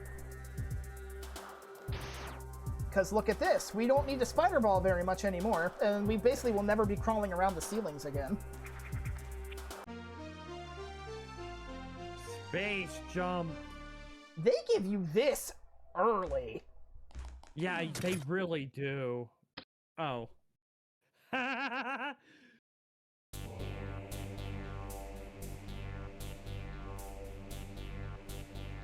scanning mechanism. Torizo. I thought it was Torizo, but okay. Torizo. Doesn't matter. Whatever. Anyway, analysis of the Sentinel shows evidence of unknown organic tissue, most of it concentrated in the torso region. The Torizo's armor plating is light enough to give it great mobility, but also leaves it vulnerable to standard weapons. According to Chozo history and records, the construction of such advanced types of sentries was performed exclusively by the most gifted.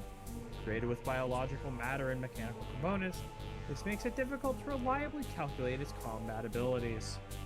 Now, the Torizo was actually first introduced in Super Metroid as kind of a mini-boss. If I'm not mistaken, it was either guarding the bombs or your first missile tank. I don't remember which.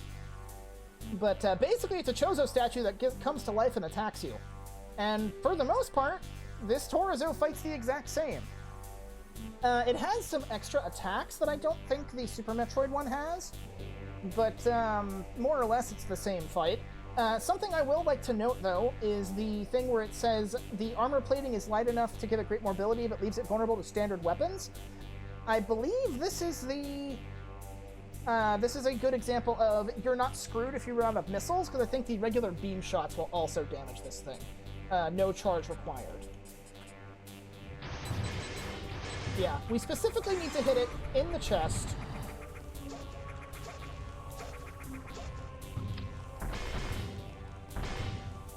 Personally, what I like doing is waiting for it to do its, like, backward jump with the fireball attack, this one. Because if you stand, like, right there, when it's doing the little, like, sonic waves, it can't hit you. You can just pump it through full of missiles like that. Now, remember when it said you can't adequately scan its combat capabilities? That was somewhat foreshadowing this Torizo having a second phase. It's like I was saying earlier, I love how AM2R gives you a reason to use those power-ups you just got. They want you to know how to use these.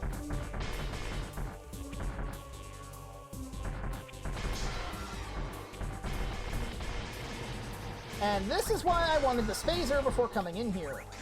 Because this guy likes spewing either ads or projectiles that you can destroy with the beam.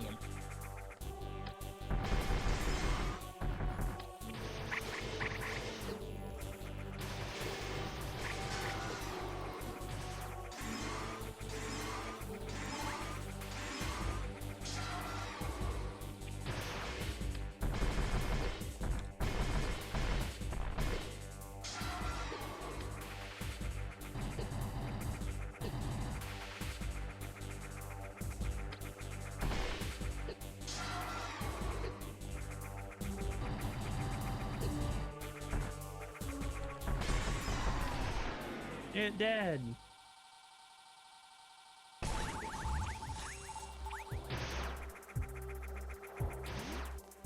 Okay. Alright. But now that we've got the space jump, we don't need to, like, cling to ceilings anymore. We can just do this. Yeah, this is gonna make getting map completion so much easier. Which is why I wasn't too fussed about it earlier. Because we will eventually be needing to backtrack to all of those earlier areas, and when we do, we'll have the space jump, so we can just do that. So the space jump is a lot like how it is in Zero Mission, where ideally, to use it properly, you want to jump after Samus reaches her peak height and starts going down. You can hit it a little sooner by modulating your jump, and you can use it to infinitely gain height. Also, these guys are annoying because you can never kill them with the beam. You have to missile them to kill them.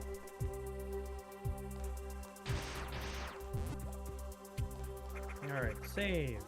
Since we got the space jump, and now I can go further in and get the last major power-up in this area.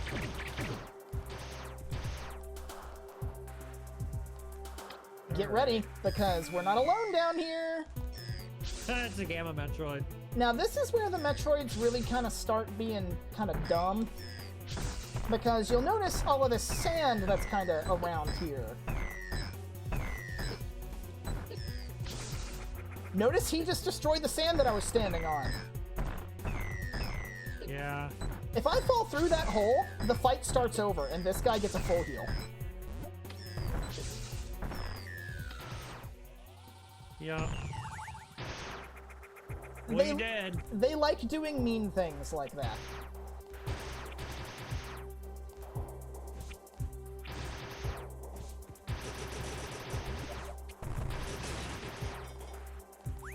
Okay, if memory serves, I want to go this way first.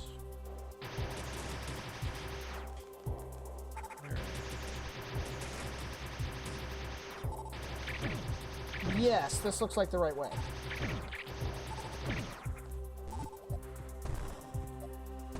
We recognize those. Those are speed booster blocks.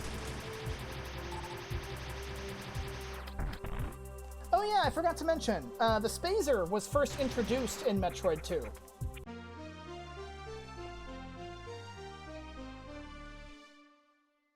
Same thing with the space jump. However, in the original Metroid 2, space jump was not guarded. You just got it. So I mentioned that very similarly to Zero Mission, while the map overall is very faithful to the original Metroid 2, some map modifications had to be made to accommodate for newer Metroid powers that have since become mainstays in the series, Speed Boost being a very prominent example of that.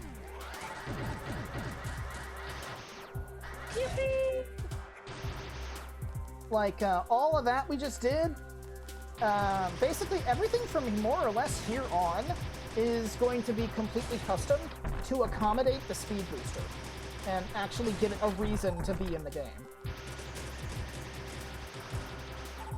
Now, something I was attempting to do but didn't exactly get a good kind of hold is shine sparking is a thing. You shine spark in this game like you do in Metroid Zero Mission, where you just keep running until a speed boost builds up, crouch, and if you don't lose your charge like an idiot, crouch, and then jump and press a direction, and you'll do a shine spark. Shine sparking into a slope will let you maintain your charge. Shine spark also in general just does a lot of damage, so you can use it to really easily kill fools. Now, I believe this is actually the first instance where the game wants us to do a shine spark to get an item. Technically it's the second, but you see this little bump in the floor right here? Yeah.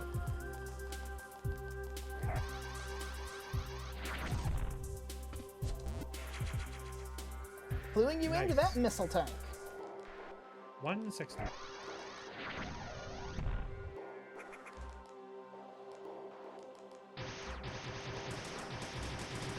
Oh, I hate these things. These things are so annoying.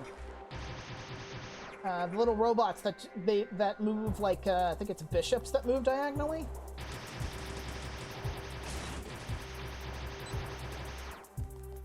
Also, these magma spewing things that you can't do anything about.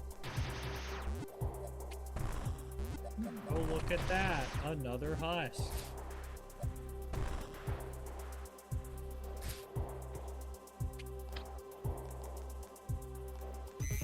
Oh, you're just a little bitty alpha.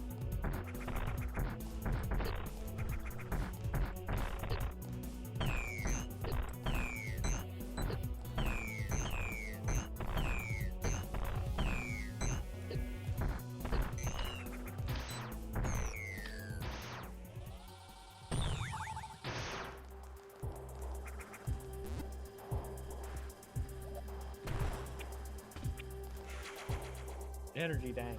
Yep. Having the spring ball makes getting that a lot easier. Yep.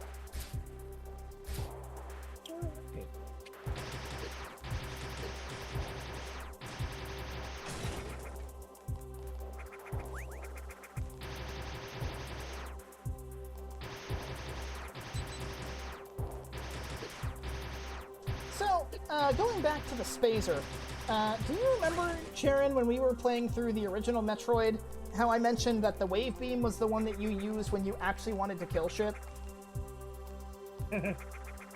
Yeah. In the original Metroid 2, that was the Spazer. The Spazer was the thing that you used when you just wanted stuff dead. Fair. Because we mentioned screen crunch earlier. Having 3 beams active at once meant that your projectile was taking up a lot of screen space, which made it really easy to hit stuff. And also, due to a programming quirk, technically the Spazer could shoot through walls.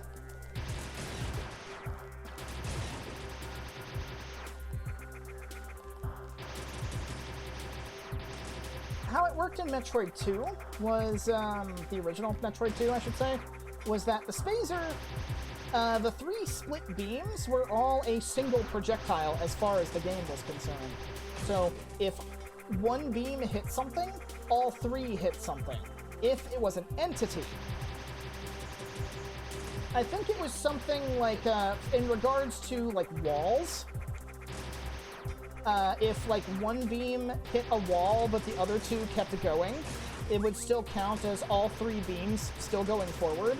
And when it eventually passed through the wall, it would still be all 3 beams.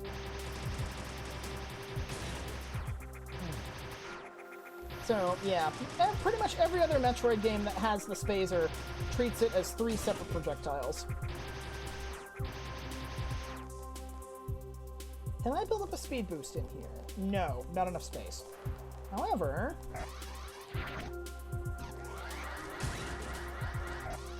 whoosh! I can do a Shine Spark to get me a missile tank. Yeah, missiles. 165. Again, we've come a long way, considering we just started with 30.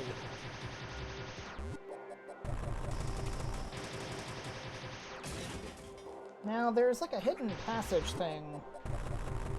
There it is. Okay, super missile blocks. Can't do anything about that. Yep, can't do that without super missiles.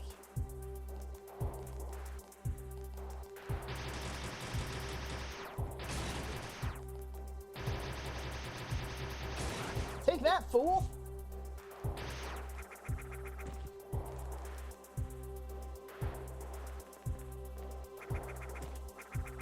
This area is annoying, because we got a bunch of lava. I can see why.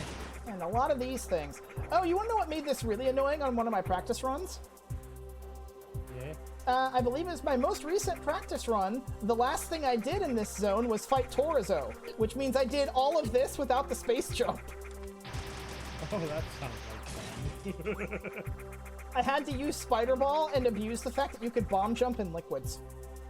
Actually, I don't think that works in lava. I need to double check, but I'm not about to test that out right now. Actually, I might end up having to, because I don't think there's anything special in this room, like at all. There's no hidden items or anything. Oh, this is gonna be fun. Because guess what's in here? Oh, no. Oh, you can hit these guys from the front. It's just really tight.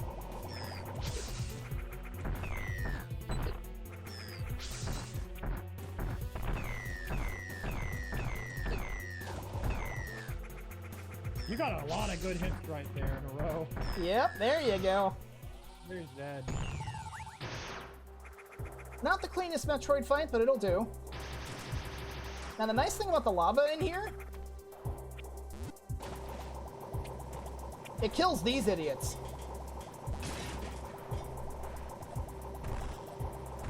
No, you can bomb jump in lava. Okay, nice to know. But yeah, I'm taking a lot of damage. I'm mainly doing this just to map out the bottom of this pool, because there's literally no reason to ever come back here. That's fair. So, now I don't have to do that later. In next save spot, you can just get all your full heal back anyway. Yeah, not an issue. Jerk. Ah, I love enemies sometimes when they're placed in annoying spots. Come on, This room looks like fun. let me get a speed boost, please. You know what? Fine, don't need a speed boost. Just use the morph ball. So this room is new. And it's kind of like a puzzle. This apparently was a very well-liked section of this game. So much so that I believe for the game's 5th anniversary, Milton Guasti actually made a standalone, like, a game called, I think it was Skippy the Robot, which is basically just this. You jump around with this little robot dude and deposit super missiles in these little spots that you gotta blow up to blow the path to blow open the path forward.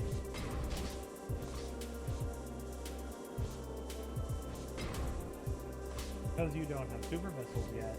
Yep. That's cool.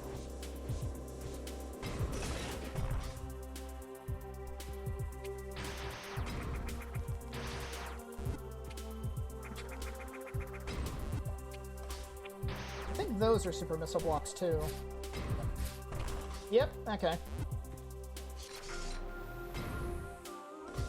But thankfully there are an infinite number of these things, so we can try as many times as we want.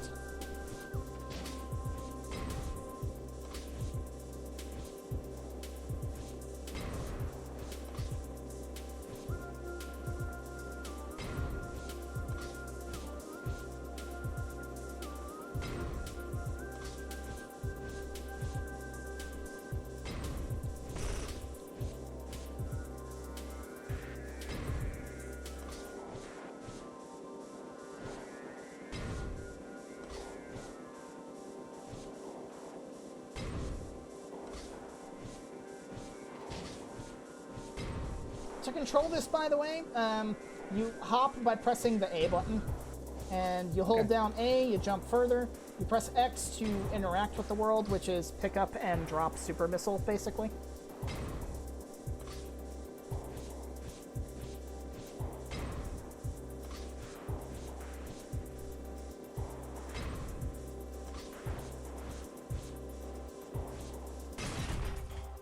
Alright. That works. Robot's job's done. We don't need to mess with him anymore. However, I do want to map this room out, because exploring the little room as Skippy there didn't actually map out the room for us, because it wasn't Samus looking around. So then map out all this so we don't gotta come back.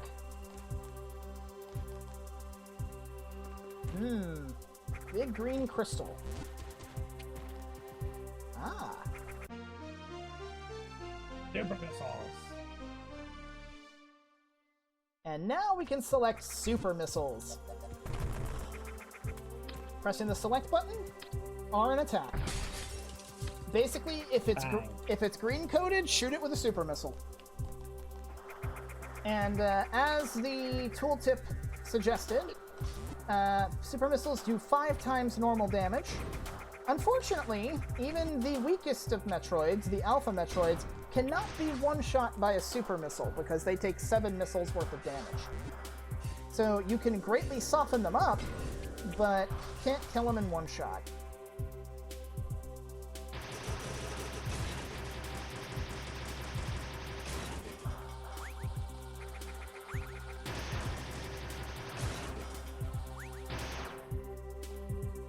That's not what I wanted to do.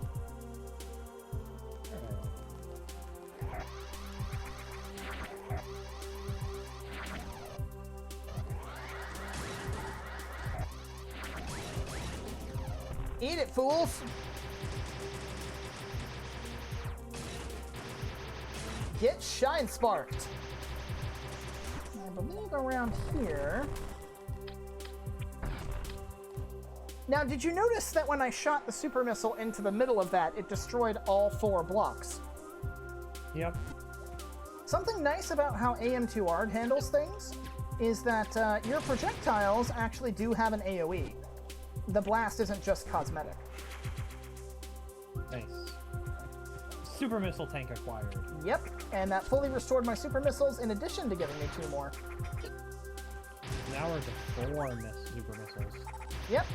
I believe the maximum amount of ammo in the game is 250 normal missiles, 20 super missiles, and 20 power bombs. So, we're off to a start, at least, as far as the super missiles are concerned. Yep.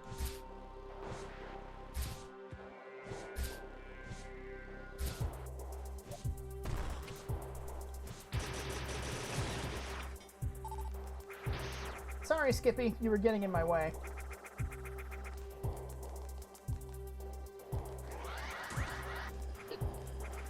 Those are spikes, Samus. Let's see. Should be able to just run straight through here. Oh, right, I still have super missiles equipped. I should probably change off of those.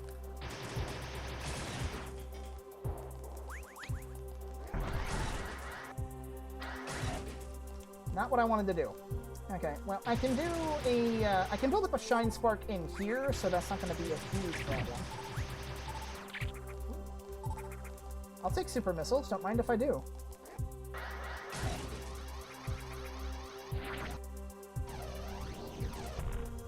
Boom! Nice. Oh, also, Nice.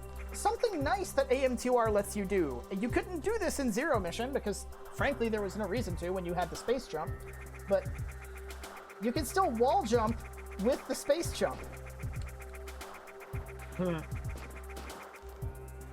Okay. I think that's everything inside the factory proper. So we should be good to just leave.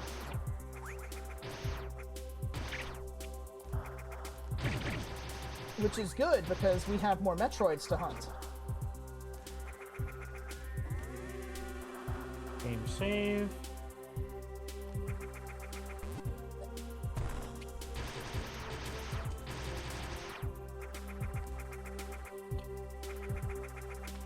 Okay.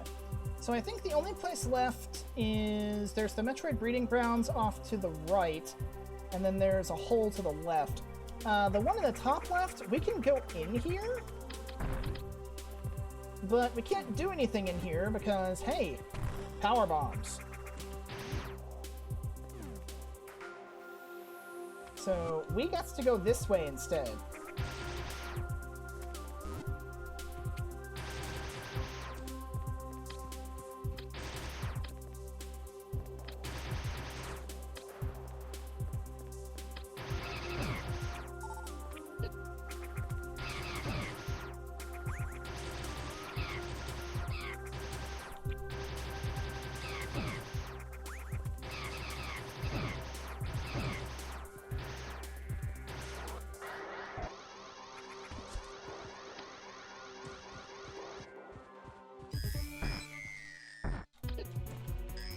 Okay, now when it's doing that grab attack, if you have to get hit by it, get hit by the shell. Do not get hit by the legs. Come on. I know you're over there. Are you stuck? He's stuck. Oh, that's cute. Oh. Of course. Okay, I got one super missile off on him. That's more than most people can say. These things are ridiculously hard to hit because they dodge every other missile.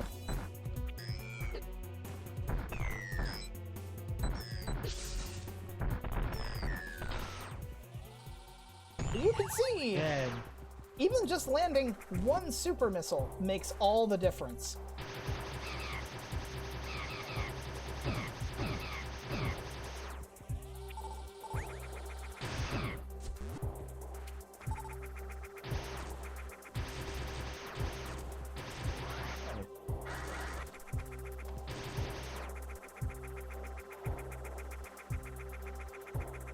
Going up. Yep. Okay. We are done with this area for now, so we can just head this way.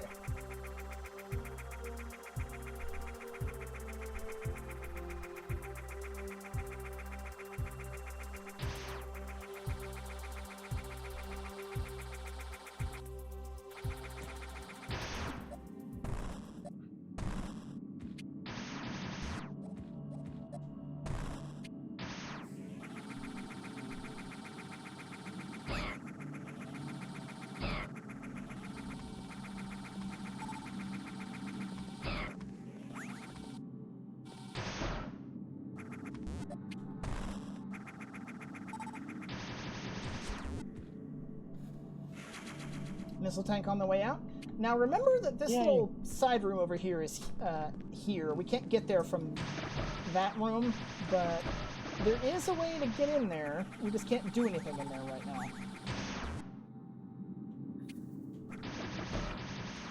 Now, I believe this, the big thing keeping us out of here is the speed booster.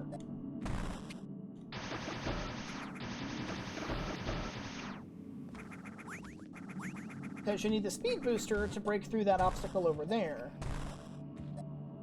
And the thought process behind this puzzle is you don't want to break the pipe coverings because that would break the ground and stop you from having a speed boost. Because you need a lot of level ground. But that's also a one-way trip.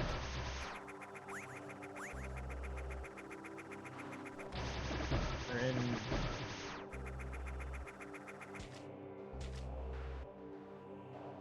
Uh-oh, there's another little larva husk there. There's a bunch of them.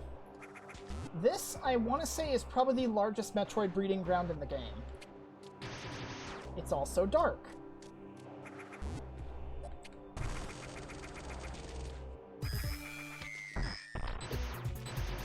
I also want to destroy these little spiky things.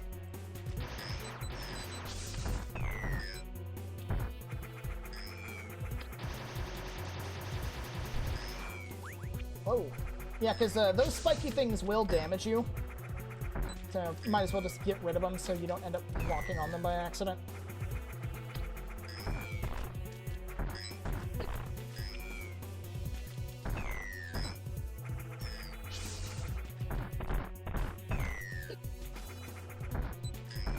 Oh, almost got grabbed there. Whoa.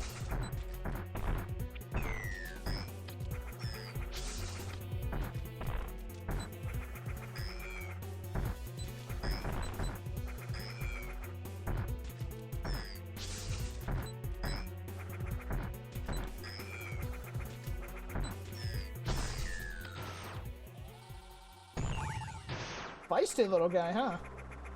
Yep. That's another one down. Yep. Another one bites the dust. Yep, and this room is just full of these little spike things in case you need a recharge. Nice. Okay. Now there's actually, if this is the room I'm thinking of, there's actually a super missile hidden in here. And we have to shine spark to get to it.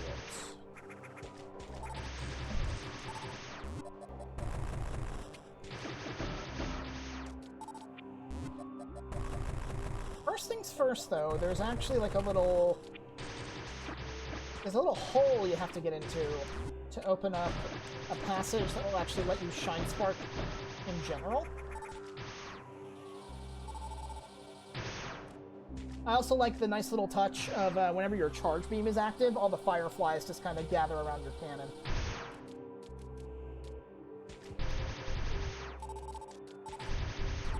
Like, it's all the little details and stuff like that that let you know this was a passion project, and a damn good one, too.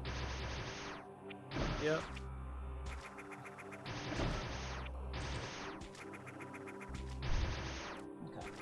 So, over here somewhere,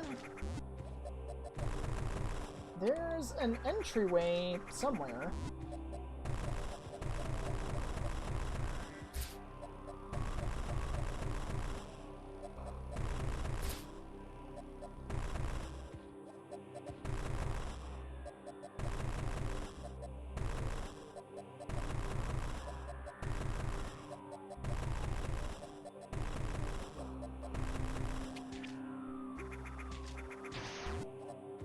Because these are crumble blocks. We need to get up above those and get rid of them in order to open up the space to get the shine spark off. I just need to remember, how do we get in there?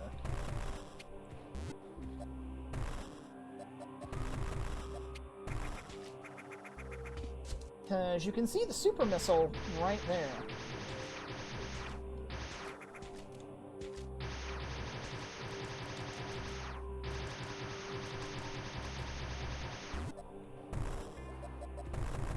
Wait a minute, I think it's right here.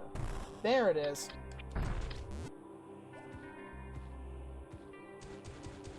Get rid of those. Those won't come back. And then up here, we have just enough space to build up a speed boost.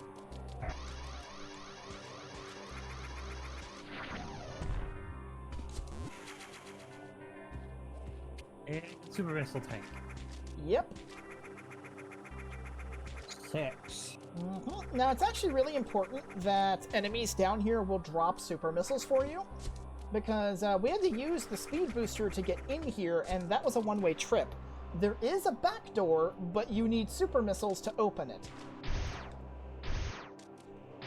So, very important that the enemies here drop super missiles, otherwise you'd get locked in.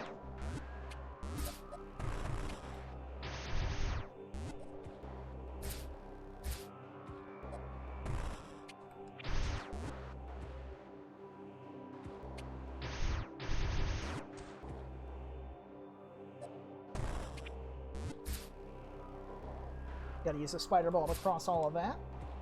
Now, I believe there is a Metroid down here. Oh, yep, there it is.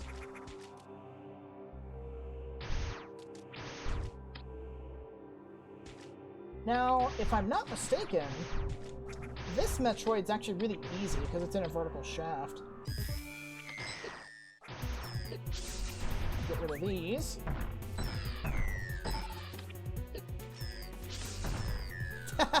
Two super missiles, you're down. Bye-bye. Just really easy to get below him and stay below him. Now, I believe that is the furthest Metroid from the entrance to the place. Everything else we can find on the way back. Nice. Ah!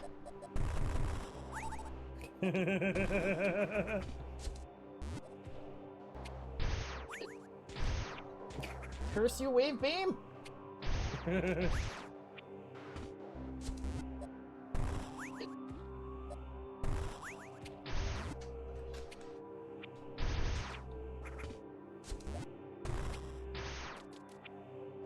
Should be able to get out this way now.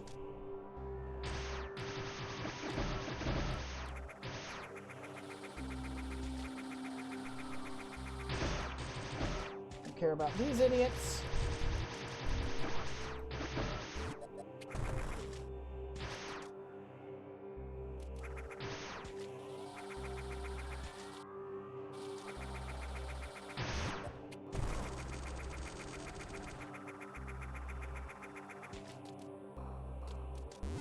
Ah, at least we can see. Yep. It's nice to be able to see in the video game. I mean, it's not like we can turn into a bat and use a sonic screech to see the walls.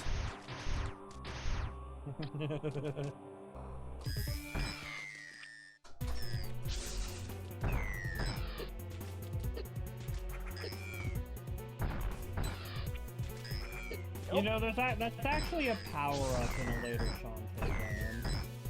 Essentially.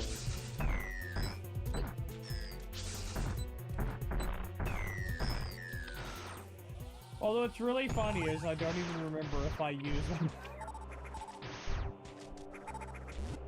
Because I know it's possible to do that room in Shantae 4 without the power-up for the bat transformation, but... it sucks.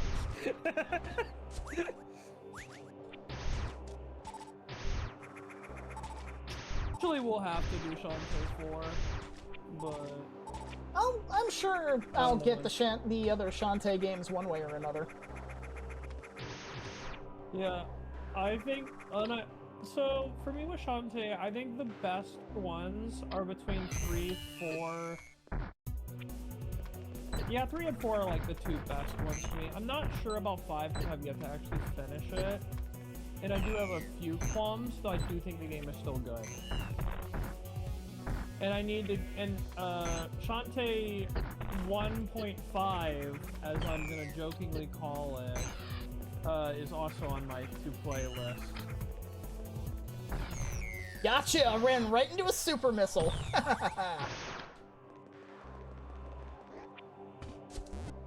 For context, the most recent Shantae game to be released had a physical release. That's on the that's a GBA cart. That game came out like either like last or this year.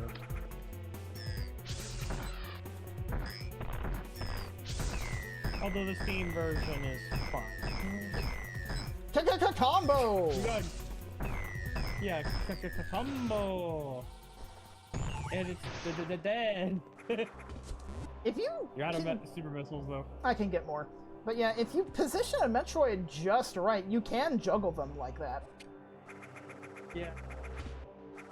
Back into the darkness. There we go. Yeah, I am really excited for the eventual Shantae 4 playthrough though. Shantae 4 is great. Like I said, I'm sure one way or another, I'll end up getting the Shantae games. If not by you, then by some other outside party. Let's see. Now, this way is the way out, and I came here last because, well, it's the way out.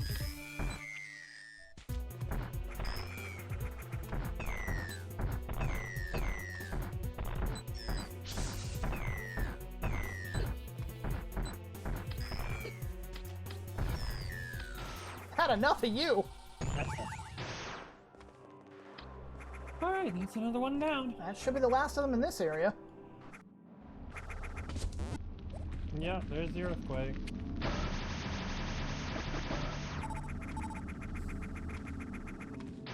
And hey, look where we are.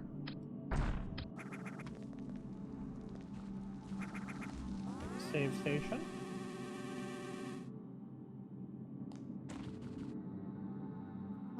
Okay, but notice the lava didn't go down here.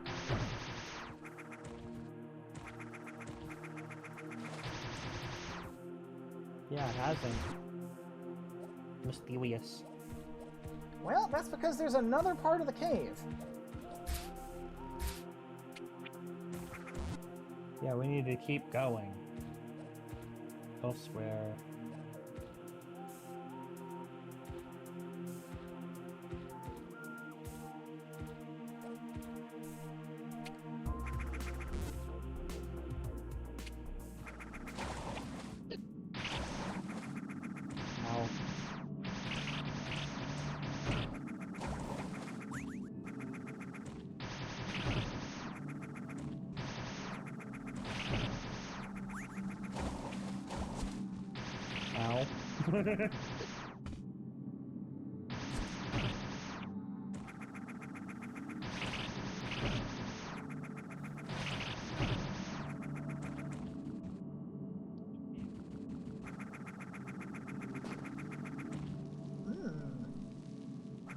That's interesting. That's a hatch we didn't need to shoot.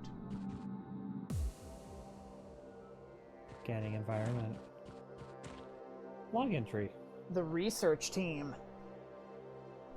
The scientists constructed a small mobile research site within the cave system. The access tunnel leading to their research vessel has collapsed, and all of their equipment is non-operational.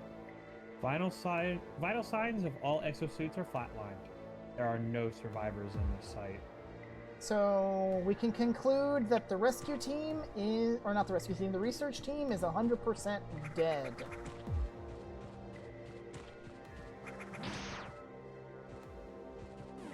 But they had a super missile back here. Yep, that's a super missile tank. I'm just gonna arm my super missiles for no reason. Jump scare! With two Alpha Metroids! And one died very quickly.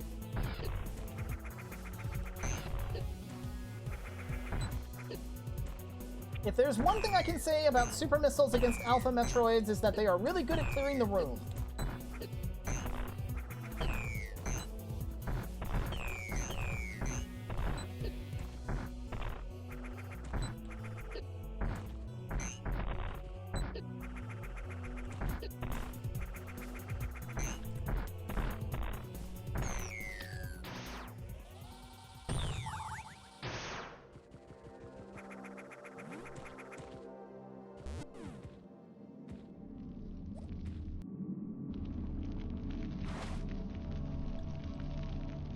Notice that this Another lava. earthquake. Notice that this lava is not going down either. Mm.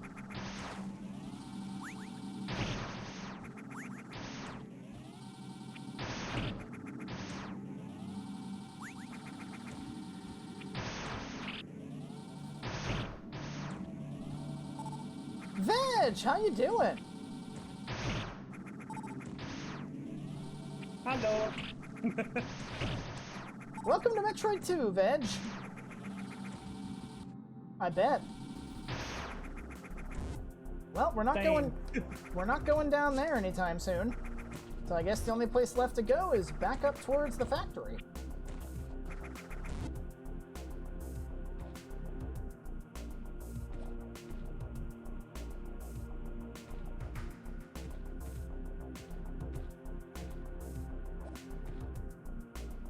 Oh, hey, look at that. The lava here has gone down.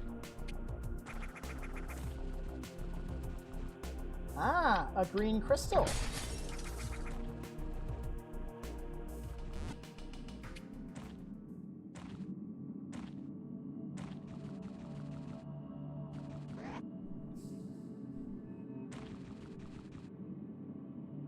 Log entry. A mining facility. Mining. Cordite crystals are one of the most durable, naturally forming crystals in the galaxy. Though they are not as hard as diamonds, this makes them a more malleable resource. The Chozo found various practical uses for cordite in constructing machinery or producing works of art. This mining facility supplies cordite and various other minerals to the nearby industrial complex. I believe it is implied that that green crystal we smashed was a cordite crystal. Oh, these guys are just better off jumping over them for now. We can't damage them. But like you can see all of these green crystals in the wall, cordite crystals. Because of that and the fact that super missiles have a green tip, my headcanon at least is that super missiles are, well, made with cordite. No, Veg. Eat the crystal! True.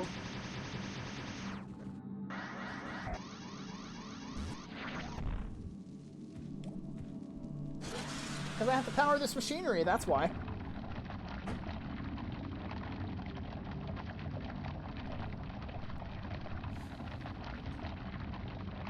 Oh, I don't have any super missiles, and I gotta get rid of that thing. There's not a save station near here either. Yay, backtracking! I have to go find some enemies that can drop super missiles. Oh. Wow, thanks, game. I can't believe I actually have to keep going back and forth until one of these idiots drops a super missile. Okay, missile reserves are full, my health is full. One of them should drop a super missile. Thank you. Very easy, barely an inconvenience. Oh, do I have to get back in this thing? No, thankfully I don't have to redo that. Here we go, down here.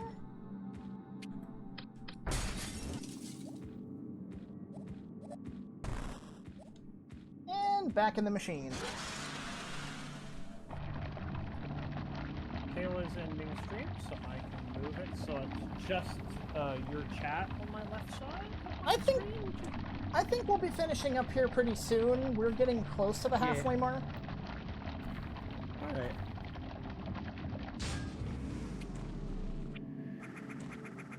Yeah.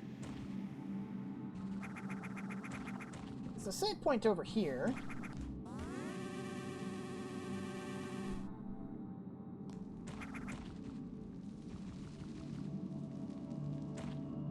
Ooh.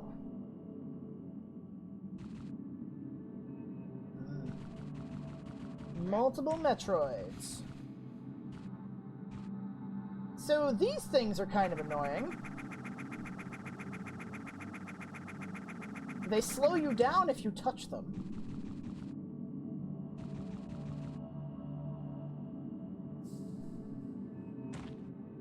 They also tend to stick.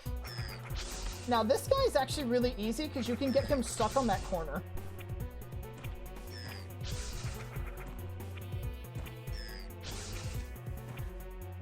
I need you to get stuck.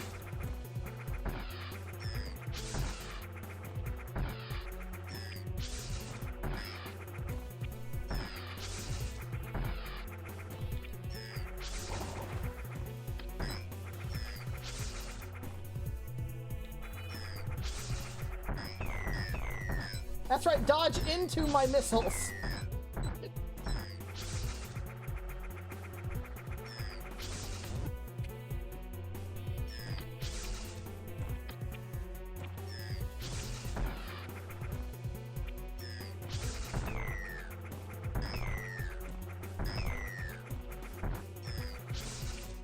Come on.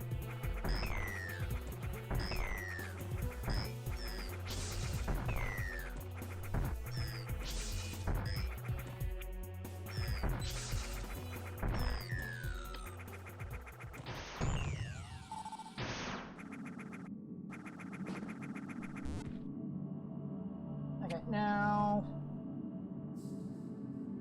I think the lava in this area will drain once we kill the other Metroid, so I'll come back in here for map coverage reasons. I don't remember if there's an item down there or not. I don't think there is, but we'll find out shortly, I guess.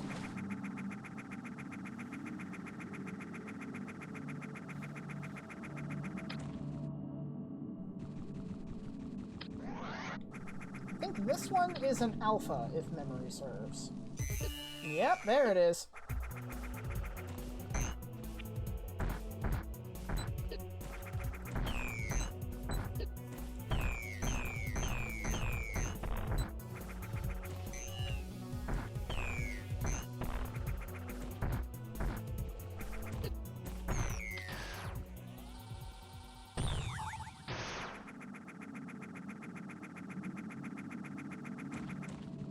Pew pew indeed. Oh, get me out. Okay, it doesn't look like the lava's receding, so looks like we get to go take a lava bath for the sake of map exploration. Because I'm pretty sure there's no, like, hidden items or anything down here, so there's no reason for us to come back. Nope. Nothing down here at all.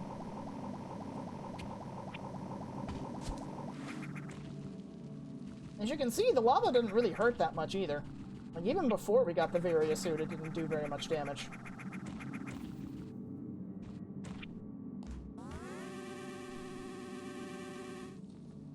Alright, so let me take a look. Yeah, we're in the mining facility now. So let's see, that's roughly 4 areas. I think there's like 9 or 10. So I think we can get to the beginning of the next zone, save it, and call it good.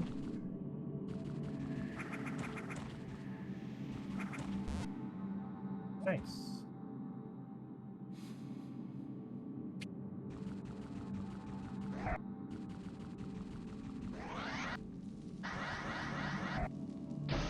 Now, so much for shine sparking out of here.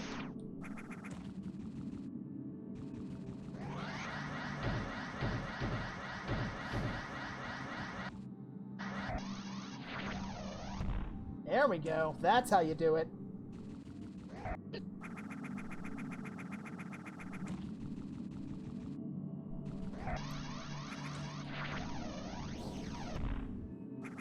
Very nice.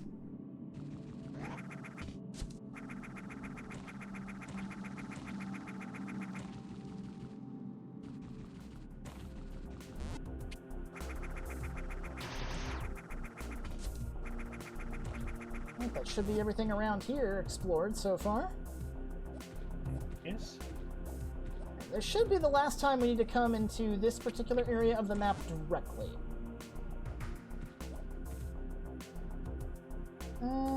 Check.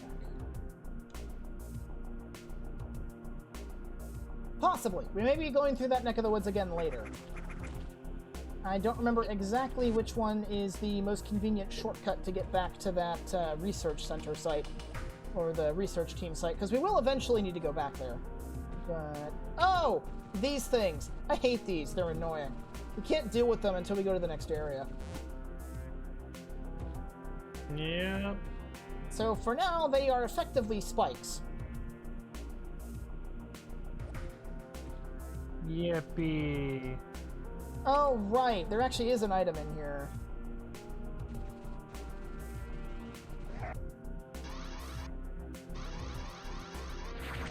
There we go. Didn't forget you this time. If I forget any item that's in the main tunnel, it's that one right there. Ah! Too many things that want to kill me.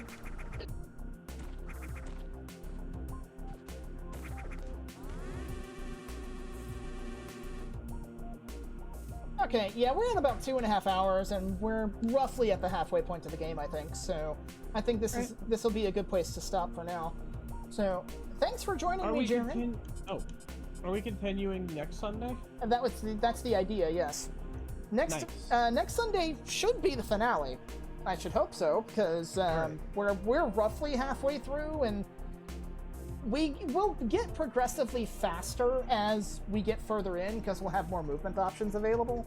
Like, our speed, like, just general area movement, like, space-to-space speed has already improved significantly, just from the space jump alone. And it's only going to get better from there. So, yeah, I think that'll do for now. So, we're going to call it an episode here. Thank you all so much for watching. Thank you, Jaren, for joining me. And I will see you next week. I'll see you next week, Jaren. Have a good night. All right. Good night, laddie. And as for you guys, I hope y'all enjoyed. I will see y'all next time. Have a good night, everybody, and sleep well.